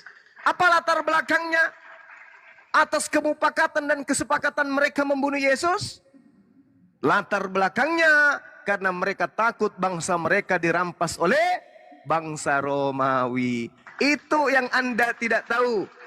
Mulai hari itu mereka sepakat untuk membunuh Yesus. Baca nomor 54. Karena itu Yesus kemudian tidak lagi memperlihatkan dirinya di depan umum di antara orang-orang Yahudi. Yesus berangkat dari situ ke daerah dekat padang gurun, ke sebuah kota yang bernama Efraim. Dan di situ Yesus bersama-sama dengan murid-muridnya. Apa yang dikatakan kemudian di data nomor 55. Pada waktu itu hari Paskah, orang Yahudi sudah dekat. Dan banyak orang-orang negeri itu berangkat ke Yerusalem untuk mensucikan diri sebelum Paskah itu. Mereka mencari Yesus. Dan sambil berdiri di bait suci, mereka berkata orang kepada orang yang lain, "Bagaimana pendapatmu? Apakah Yesus ini akan hadir juga di pesta ini?" Sementara itu imam-imam kepala dan orang-orang Farisi memberikan perintah supaya setiap orang yang tahu di mana Yesus berada untuk diberitahukannya agar mereka dapat menangkap Yesus. Apa tujuan penangkapan? Untuk dibunuh. Apa tujuannya dibunuh? Agar orang-orang Roma tidak datang merampas bangsa mereka. Tidak ada unsur dosa waris, tidak ada unsur kutukan Taurat, tidak ada unsur yang lain.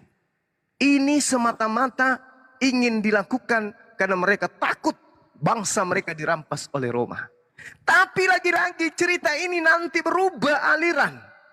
Ketika tragedi penangkapan dan tragedi penggantungan Yesus di atas pohon itu dijual ke Roma dan Yunani, ceritanya berbeda. Seakan-akan yang tadinya supaya bangsa mereka tidak dirampas oleh Romawi, itu dirubah. Supaya dosa kita ditanggung oleh darahnya di atas tiang salib. Luar biasa pembengkokan sejarah. Luar biasa pembengkokan tujuan Yesus dibunuh, disepakati untuk dibunuh. Luar biasa. Dibengkokkan untuk menebus dosa-dosa manusia. Untuk menghapus dosa warisan dari Adam. Untuk kemudian melepaskan kita dari kutuk dosa. Untuk kemudian kita melepaskan diri kita dari kutukan Taurat dan seterusnya. Luar biasa. Padahal inilah dasar pijakannya Yesus mulai muncul keinginan orang-orang Yahudi untuk membunuh Yesus. Tak ada dasar pijakan ajaran Roma, ajaran Kristen masuk ke situ. Oh, kita harus membunuhnya. Kenapa? Karena Yesus ini yang akan menebus kita. Yesus ini juru selamat kita. Yesus ini adalah bla bla bla bla. Enggak ada. Yesus disepakati untuk dibunuh untuk supaya orang Roma tidak merampas tempat suci dan bangsa Israel. Itu tujuannya. Itu yang Anda tidak tahu. Silakan. Oke, baik Bang.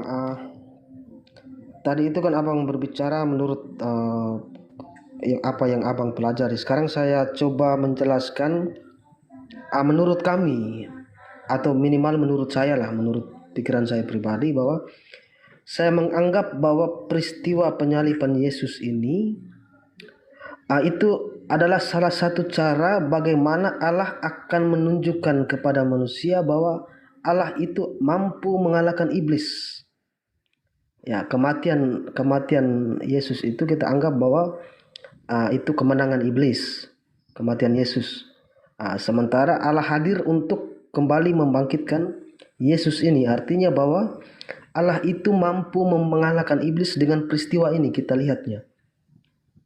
Kalau peristiwa ini tidak terjadi, mana mungkin kita mengetahui kekuasaan Allah, dia mampu mengalahkan iblis itu sendiri, mengalahkan kematian itu. Itu manusia tidak akan tahu bahwa Allah akan mampu mengalahkan kematian itu atau iblis itu. Gitu Bang, itu menurut kami atau minimal menurut saya. Oke, baik. Itu tanggapan saudara. Sekarang bagaimana tanggapan Tuhan? Itu penting. Karena orang berakal itu harus berdasar kepada tanggapan Tuhan. Bukan tanggapan orang per orang. Kata guru saya, baca Amsal 3 nomor 5. Jangan kau beriman, jangan kau masuk ke dalam suatu aliran kepercayaan berdasarkan tafsiran dan pikiranmu sendiri. Tapi harus berdasarkan terhadap wahyu atau firman Tuhan. Jangan. Nah, yang pertama, pemikiran Tuhan itu apa? Keluaran 23 nomor 7. Jangan kau membunuh orang yang tidak bersalah. Itu keinginan Tuhan. Keinginan iblis, bunuhlah orang yang tidak bersalah. Apa bukti bahwa iblis menginginkan pembunuhan terhadap orang yang bersalah? Apa keinginan iblis bahwa iblis menginginkan kematian terhadap orang yang benar? Yohanes 6 nomor 70. Yesus berkata, bukankah aku yang telah memilih engkau yang 12 dan satu di antaramu adalah iblis? Siapa iblis ini? Yudas. Yudas dirasuki oleh iblis. Yudas berhasil mengkhianati Yesus. Hasil daripada pengkhianatan, hasil daripada kerasukan iblis, Yesus diserahkan untuk disalibkan. Berhasil tidak iblisnya? Berhasil. Apalagi buktinya? Bahwa iblis berhasil kemudian membunuh. Di dalam Matius 26 nomor 4. mereka semua sepakat untuk membuat tipu muslihat. Yang disebut tipu muslihat pasti pekerjaan iblis. Jadi mereka bersekongkol membuat tipu muslihat untuk membunuh Yesus. Ada dua kekuatan. Iblis yang merasuki Yudas dan iblis yang merasuki orang-orang Yahudi. Yang ketiga, di dalam Matius 26 nomor 59, imam-imam kepala mahkamah agama melakukan kesaksian palsu. Bukti iblis berkongkol untuk menyesatkan manusia. Apa yang terjadi kemudian? Yesus diupayakan untuk dikhianati dan disalibkan. Nah, kemenangan Tuhan itu bukan pada saat dia bangkit di hari ketiga. Kemenangan Tuhan itu pada saat Tuhan mampu meloloskan nabinya, meloloskan utusannya, meloloskan rasulnya, meloloskan hambanya yang suci. Yang Anda sanjung tadi itu, yang Anda muliakan tadi itu, yang Anda bangga-banggakan. Keberhasilan Tuhan adalah ketika Tuhan kemudian mampu mengangkat Nabi Isa alaihissalam ke langit dan terhindar dari propaganda tipu muslihat dan kerasukannya Yudas dari iblis dan tipu dan makar yang dilakukan oleh imam-imam kepala. Nanti disebut berhasil, dia mampu menyelamatkan Nabi dan Rasulnya dari pencobaan pembunuhan yang dipelopori oleh iblis itu sendiri. Apa buktinya? Jangan kau membunuh orang yang tidak bersalah. Jangan kau membunuh orang yang benar. Karena aku Tuhan tidak akan pernah membenarkan orang yang bersalah. Artinya tidak ada orang salah yang ditebus dosanya dengan membunuh orang yang benar. Satu. Di dalam Amsal 21 nomor 18. Coba Anda lihat di sana. Apa yang tertuang di sana? Ini yang menjadi keinginan Tuhan. Tuhan tidak menginginkan pembunuhan itu terjadi. Tuhan menggagalkan keinginan iblis. Tuhan mengatakan orang fasik dipakai sebagai tebusan bagi orang yang benar. Dan pengkhianat sebagai ganti orang yang jujur. Ini pemikiran Tuhan. Ini ide Tuhan. Ini bukti Tuhan menyelamatkan Yesus atau Nabi Isa. Orang fasik dipakai sebagai tebusan bagi orang benar. Dan pengkhianat sebagai ganti orang yang jujur. Di mana lagi tertulis? Di Amsal 11. Apa yang tertuang di dalam? Di Amsal 11. Di Amsal 11 nomor 6-nya Tuhan mengatakan begini. Orang jujur dilepaskan oleh kebenarannya. Tetapi pengkhianat tertangkap. Pengharapan orang fasik gagal dan dari kematiannya. Dan harapan orang jahat menjadi sia-sia. Orang benar diselamatkan dari kesukaran. Lalu orang fasik menggantikannya. Saya ulang. Orang benar diselamatkan dari kesukaran, lalu orang fasik menggantikannya. Ini keinginan Tuhan. Keinginan iblis membunuh orang yang benar. Keinginan Tuhan membunuh orang yang fasik. Siapa yang fasik antara Yesus dan Yudas? Yudas. Di mana kemudian Yudas disebut fasik? Baca Amsal 23 nomor 17. Orang yang makan suap adalah orang yang fasik. Yudas menerima suap. Berarti yang mati di atas tiang pohon adalah orang yang makan suap. Kenapa? Karena di dalam kitab Ulangan 27 nomor 25, orang yang tergantung di atas tiang salib itu adalah orang yang terkutuk. Sedangkan orang yang terkutuk adalah orang yang makan suap. Amsal 17 nomor 23. Itu jelas itu, Bung.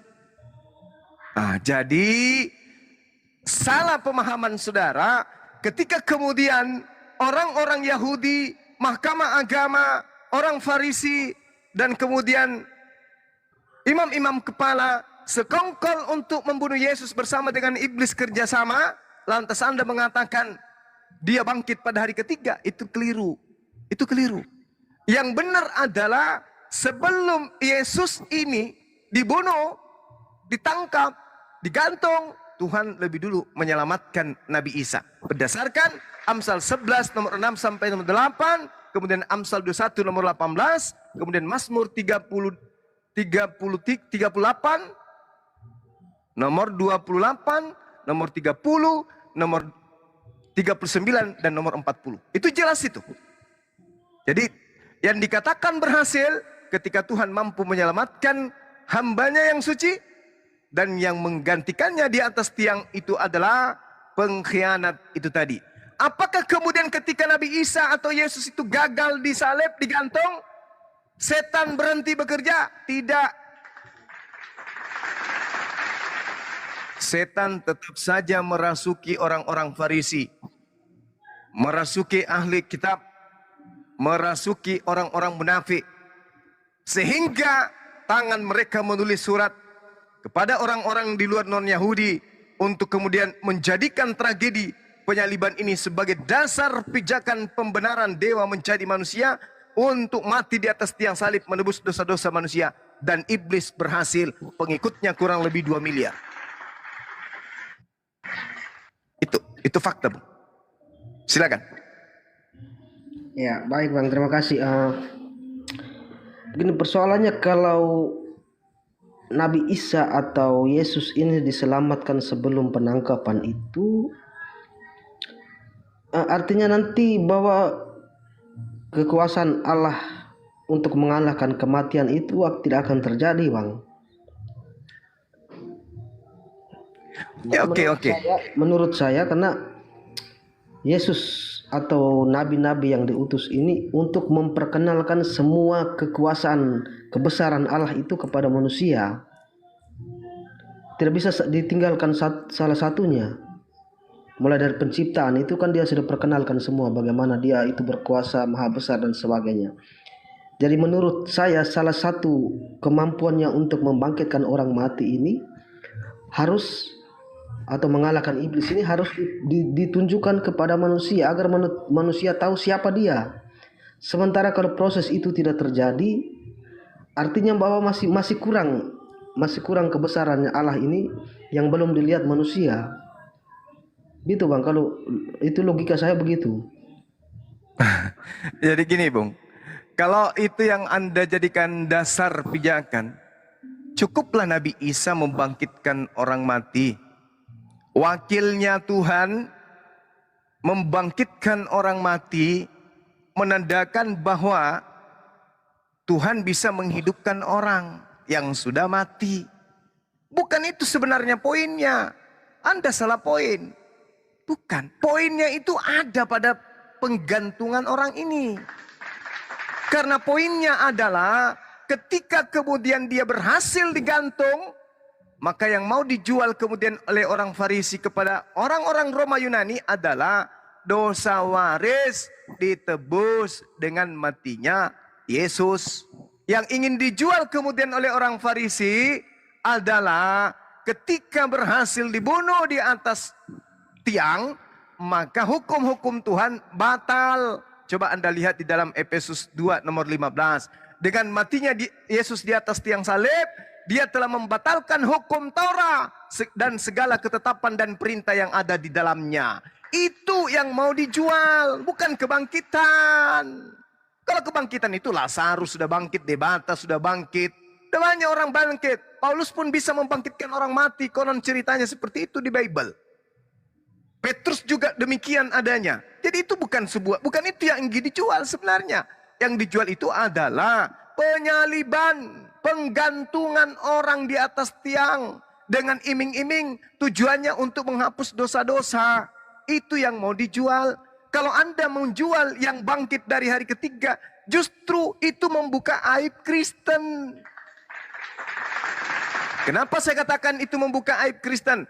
Sekarang buka Bible, baca Matius 12 nomor 38 sampai nomor 40.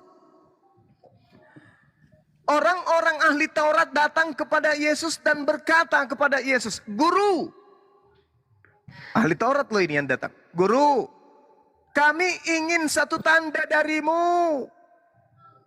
Tolong berikan kami tanda." Ini ahli Taurat.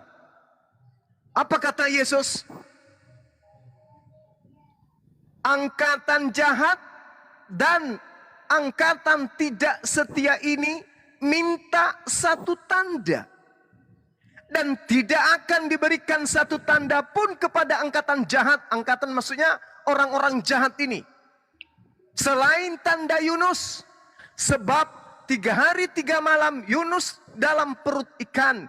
Demikian juga anak manusia 3 hari 3 malam dalam perut bumi. Itu tanda untuk siapa? Tanda untuk angkatan jahat. Tanda untuk penjahat.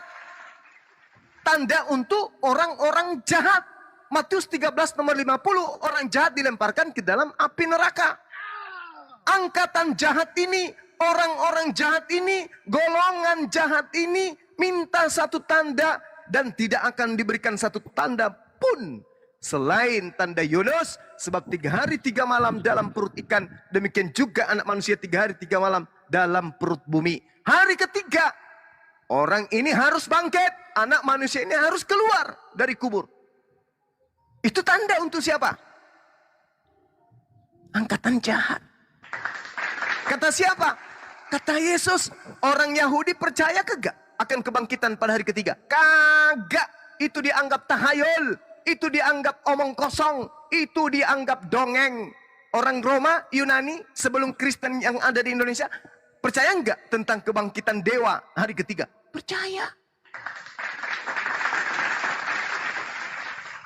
Jangan orang Yahudi hari ini. Murid-murid Yesus yang ke-11 percaya enggak gurunya bangkit pada hari ketiga? Tidak.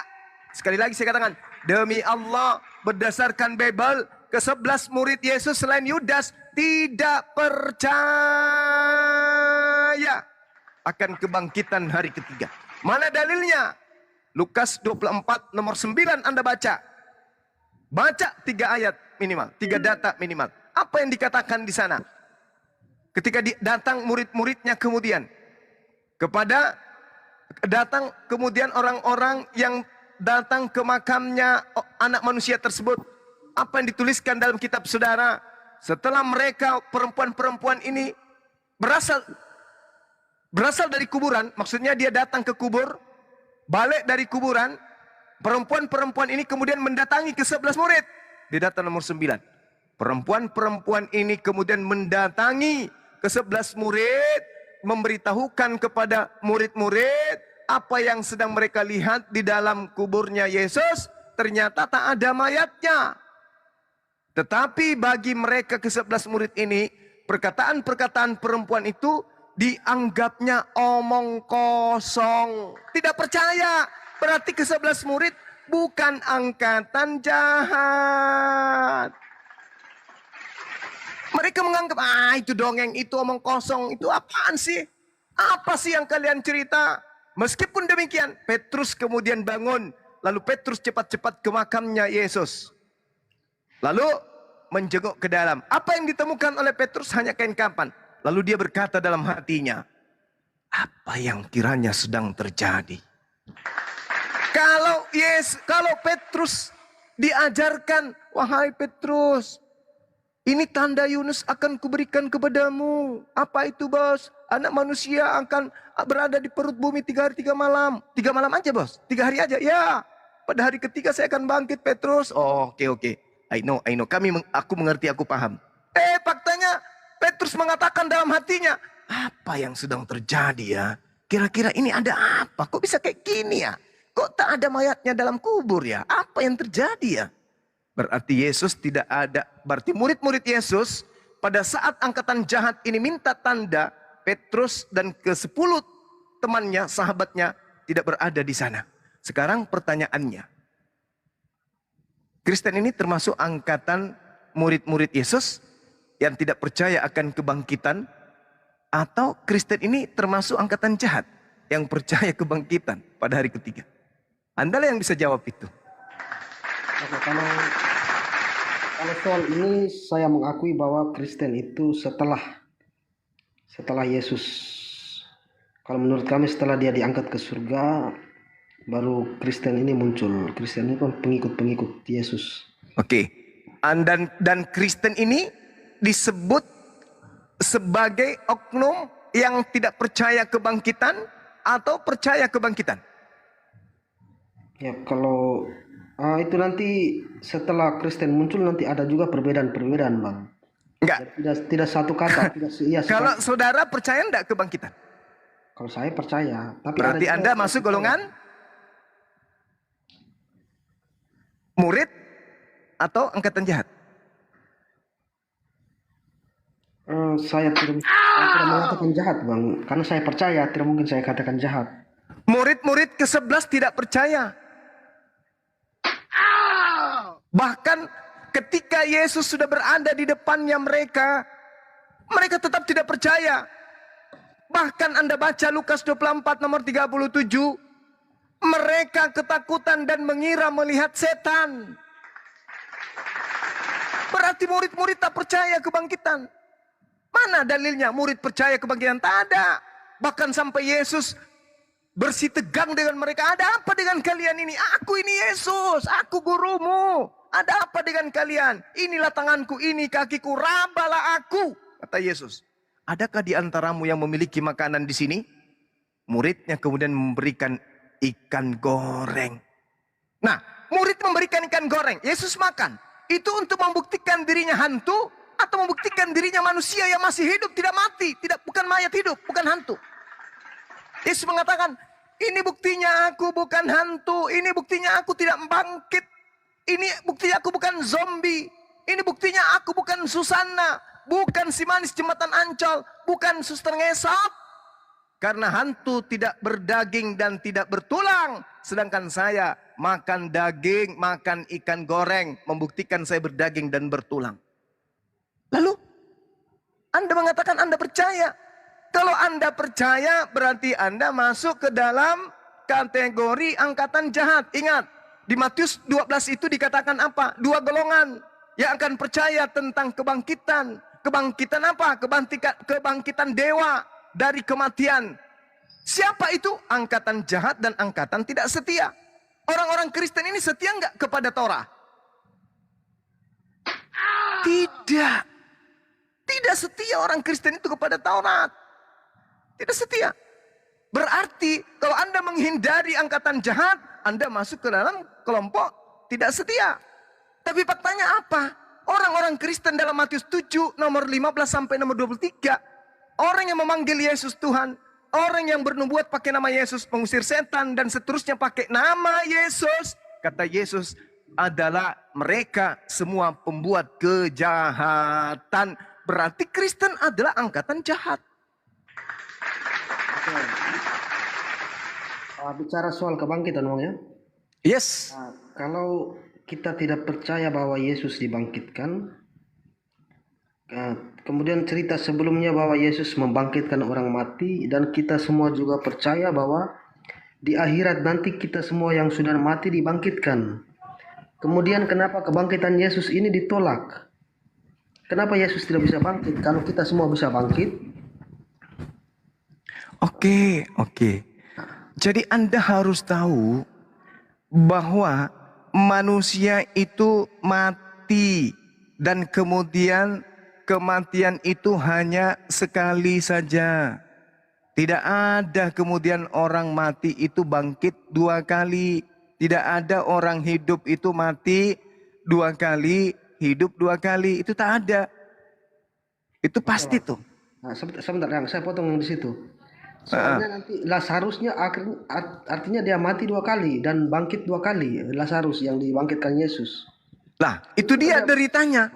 Karena di dalam kitab saudara yang mengatakan itu, bukan di kitab saya. Ibrani 9 nomor 27, Bang. Dan sama seperti manusia ditetapkan untuk mati hanya satu kali saja, dan sesudah itu dihakimi. Wallahu a'lam bishawab. Kalau ini betul, berarti Yesus tidak bangkit pada saat itu juga. Karena itu Bibelmu. Bahaya kalau Anda tidak percaya itu. Bahaya.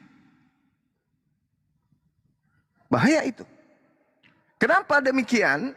Karena Yesus itu dikatakan di dalam Kolose 3 nomor 1.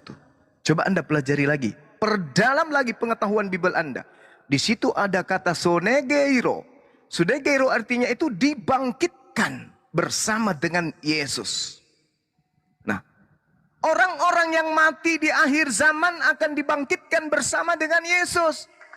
Berarti Yesus di akhir zaman akan dibangkitkan nanti. Akhir zaman itu maksudnya akhir penghakiman di mana manusia akan masuk dalam kehidupan yang kekal dan kematian yang kekal. Hidup kekal di surga, mati kekal di neraka.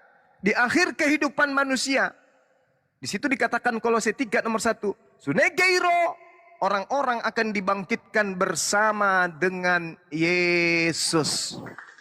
Dengan kata lain apa? Dengan kata lain, Yesus belum mati dan Yesus belum bangkit.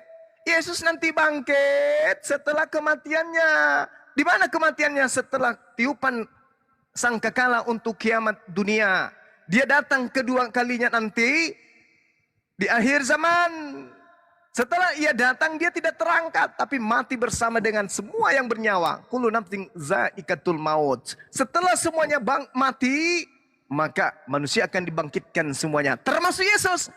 Itu di mana tertulis? Kolose 3 nomor 1, Bang. Bukan saya ngarang, saya berdasarkan dalil.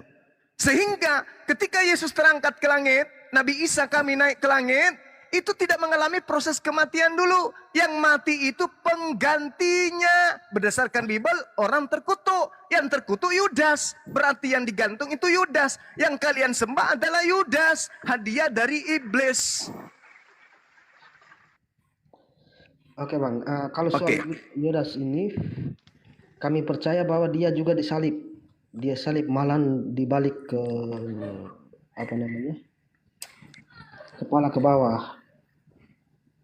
Matius 27 nomor 5, Anda baca catatan kakinya, di situ tertulis hukuman gantung pada saat itu, kematian pada saat itu hanya berlaku dengan cara disalibkan atau disulah.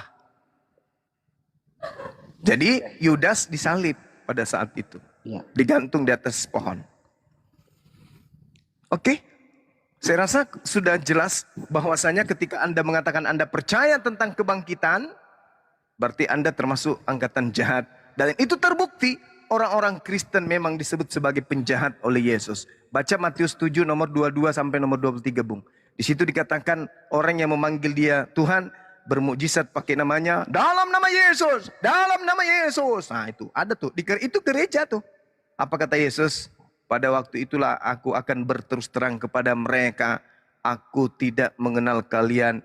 Enyahlah daripadaku. Kalian semua adalah pembuat kejahatan. Kenapa Kristen ini disebut sebagai pembuat kejahatan?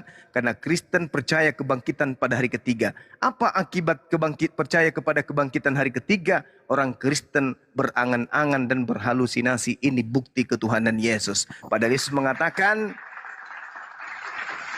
Yesus mengatakan bahwa hidup kekal itu adalah mereka mengenal Engkau satu-satunya Tuhan dan mengenal Yesus Kristus yang telah Engkau utus. Berarti Yesus memberikan syarat kepada pengikutnya untuk mendapatkan surga. Anda harus percaya dan mengenal dua hakikat. Hakikat pertama adalah hakikat pencipta, satu-satunya pencipta. Hakikat yang kedua adalah manusia yang diutus. Itu syaratnya. Bukan satu yang dikenal, tapi dua. Yang pertama yang dikenal adalah Tuhan sebagai hakikat satu-satunya Tuhan. Yang kedua yang dikenal adalah Yesus sebagai utusan Tuhan. Dan alhamdulillah itu hanya disifati dalam iman Islam. Sedangkan di Kristen, Yesus itu Tuhan itu sendiri. Berarti sejatinya Yohanes 17 nomor 3. Besok kalau ada revisian Bible, tolong kalau bisa itu direvisi. Hidup kekal itu adalah mereka mengenal aku satu-satunya Tuhan yang benar. Itu baru benar imannya Kristen. Tapi selama itu tidak direvisi, kata Yesus dalam Yohanes 17:3, hidup kekal itu adalah mereka mengenal Engkau satu-satunya Tuhan yang benar dan mengenal aku yang Engkau utus. Berarti Yesus mau dikenal sebagai utusan Tuhan. Lebih daripada itu, berdasarkan 2 Yohanes 1 nomor 7, itu berarti penyesat. Siapakah antikristus itu? Siapakah pendusta itu? Siapakah penyesat itu? Bukankah dia yang pergi ke seluruh dunia, yang tidak mengaku Yesus Kristus datang sebagai manusia? Dialah penyesat itu, dialah antikristus itu. Jadi kalau Kristen menganggap Yesus itu Tuhan itu sendiri, berarti Kristen itu adalah antikristus. Karena Kristen tidak mengajarkan Yesus itu datang sebagai manusia. Kalau Kristen mengatakan, kami beriman Bang Suma, Yesus itu datang sebagai manusia. Oke, itu di mulut. Coba kita perhatikan kalau dia di gereja. Siapa yang mereka ibadahi? Yesus. Berarti hanya di mulut kemudian dia berkata Yesus itu manusia, tetapi pada praktiknya menurut iman dan kalbu mereka, hati mereka, pikiran mereka, hidup mereka, ibadah mereka Yesus itu adalah Tuhan itu sendiri. Berarti betul 2 Yohanes 1 nomor 7. Siapakah planos itu? Planos itu bahasa Yunani, artinya pembohong. Yang disebut pembohong, lain di mulut, lain di praktek. Itu pembohong. Mulutnya berkata Yesus adalah Rasul utusan Tuhan, Yesus adalah manusia. Prakteknya Yesus adalah Tuhan itu sendiri. Itulah planos. Itulah penyesat. Dan itu hanya disifati oleh iblis. Siapa yang tertawa? Siapa yang bahagia? Siapa yang senang? Ketika apa yang menjadi upayanya merasuki Yudas berhasil. Apa itu? Menjadikan orang-orang yang lemah akal menyembah orang yang mati digantung di atas tiang. Siapa yang tepuk tangan? Tuhan atau iblis?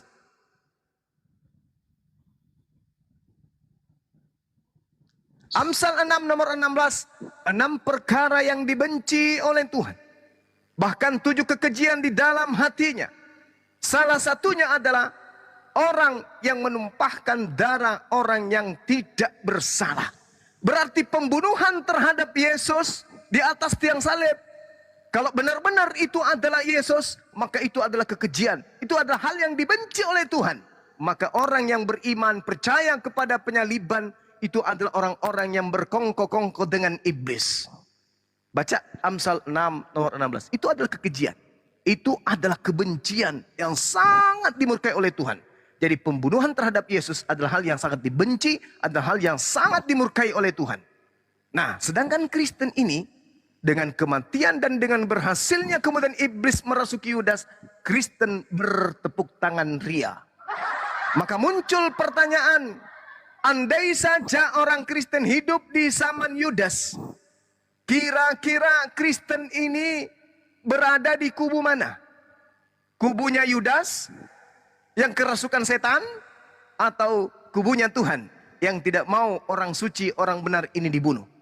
Kira-kira Kristen berdiri di mana? Oh, Kristen berdiri di kubu Tuhan, Bang Suma. Apa itu?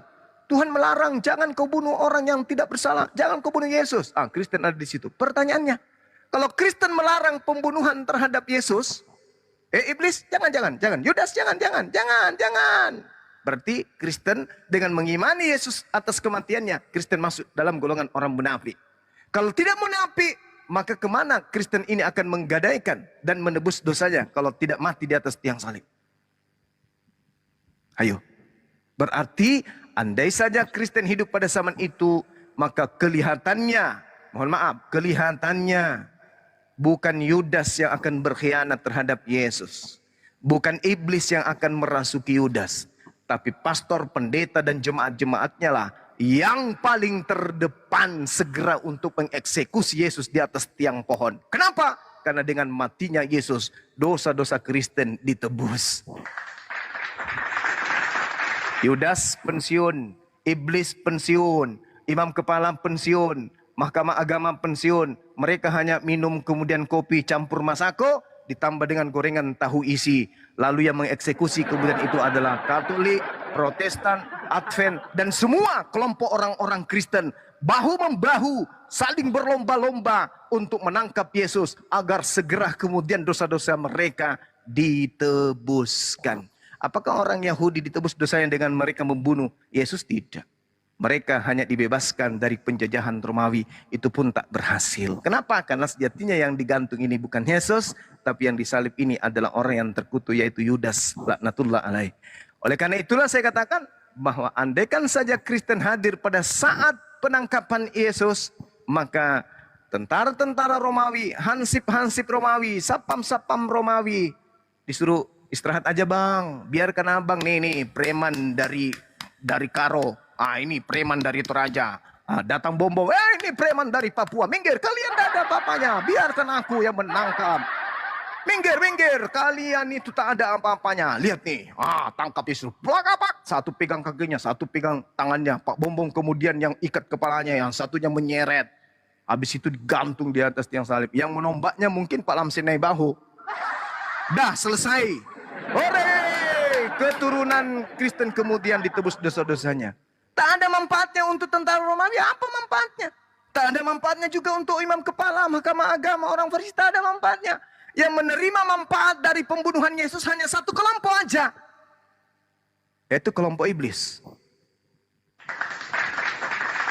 Apa Apa manfaatnya untuk orang Yahudi? Tak ada. Makanya di dalam Matius 27 nomor 18, apa kata Pilatus? Mereka orang Yahudi, mereka ahli Taurat, mereka imam kepala, mereka mahkamah agama, mereka orang Farisi menyerahkan Yesus untuk digantung karena dengki semata. Bukan karena dosa waris. Bukan karena hukum Taurat ingin dibatalin. Bukan. Tapi karena dengki. Maka yang bertepuk tangan, berlomba-lomba, selayaknya harimau yang lapar tidak makan 3 tahun, menemukan kemudian ayam, mereka berlomba untuk mengejar ayam tersebut untuk mereka makan. Itulah keadaan Kristen sekiranya mereka hidup bersamaan sesama dengan Yesus. Orang Kristen ini adalah orang yang haus darah, sehingga mereka harus melihat anaknya orang harus digantung dan ditombak supaya mereka mampu makan dagingnya dan meminum darahnya. Itulah Kristen. Na'udzubillah tsumma na'udzubillah. Anda harus sadar itu. Tapi kalau tidak sadar juga, saya angkat tangan. Ini upaya terakhir untuk menyadarkan saudara. Kalau Anda tetap saja ingin berleha-leha dengan itu, silakan. Saya hanya membacakan dalil sebagai penutup bahwasanya Al-Qur'anul Karim membimbing saya untuk mengatakan ya'iduhum wa yumannihim wa ma ya'iduhumus syaitan illa gurura. Setan itulah yang memberikan janji-janji kepada mereka dan setan itulah yang membangkitkan angan-angan kosong mereka. Padahal setan itu hanya menjanjikan tipuan belaka kepada mereka. Na'udzubillah, summa na'udzubillah. Mohon maaf ketika ada kata khilaf, semata-mata untuk mengedukasi. Ada yang tidak berkenan, silakan tentukan jadwal. Kalau ada yang merasa mampu untuk mengkanter pernyataan-pernyataan saya, silakan hubungi adik-adik saya di Apologet Islam Indonesia. Mau offline maupun online, kita berdiskusi. Apakah pernyataan saya keliru? Kalau pernyataan saya keliru, siapkan data-data Anda yang berasal dari Bible itu sendiri. Demikian dari saya, subhanakallahumma bihamdi, asyhadu an la ilaha illa anta astaghfiruka wa atubu ilaik. Salam tauhid, salam satu Tuhan. Allahu Akbar. Jayalah Islamku, jayalah Indonesiaku. Demikian.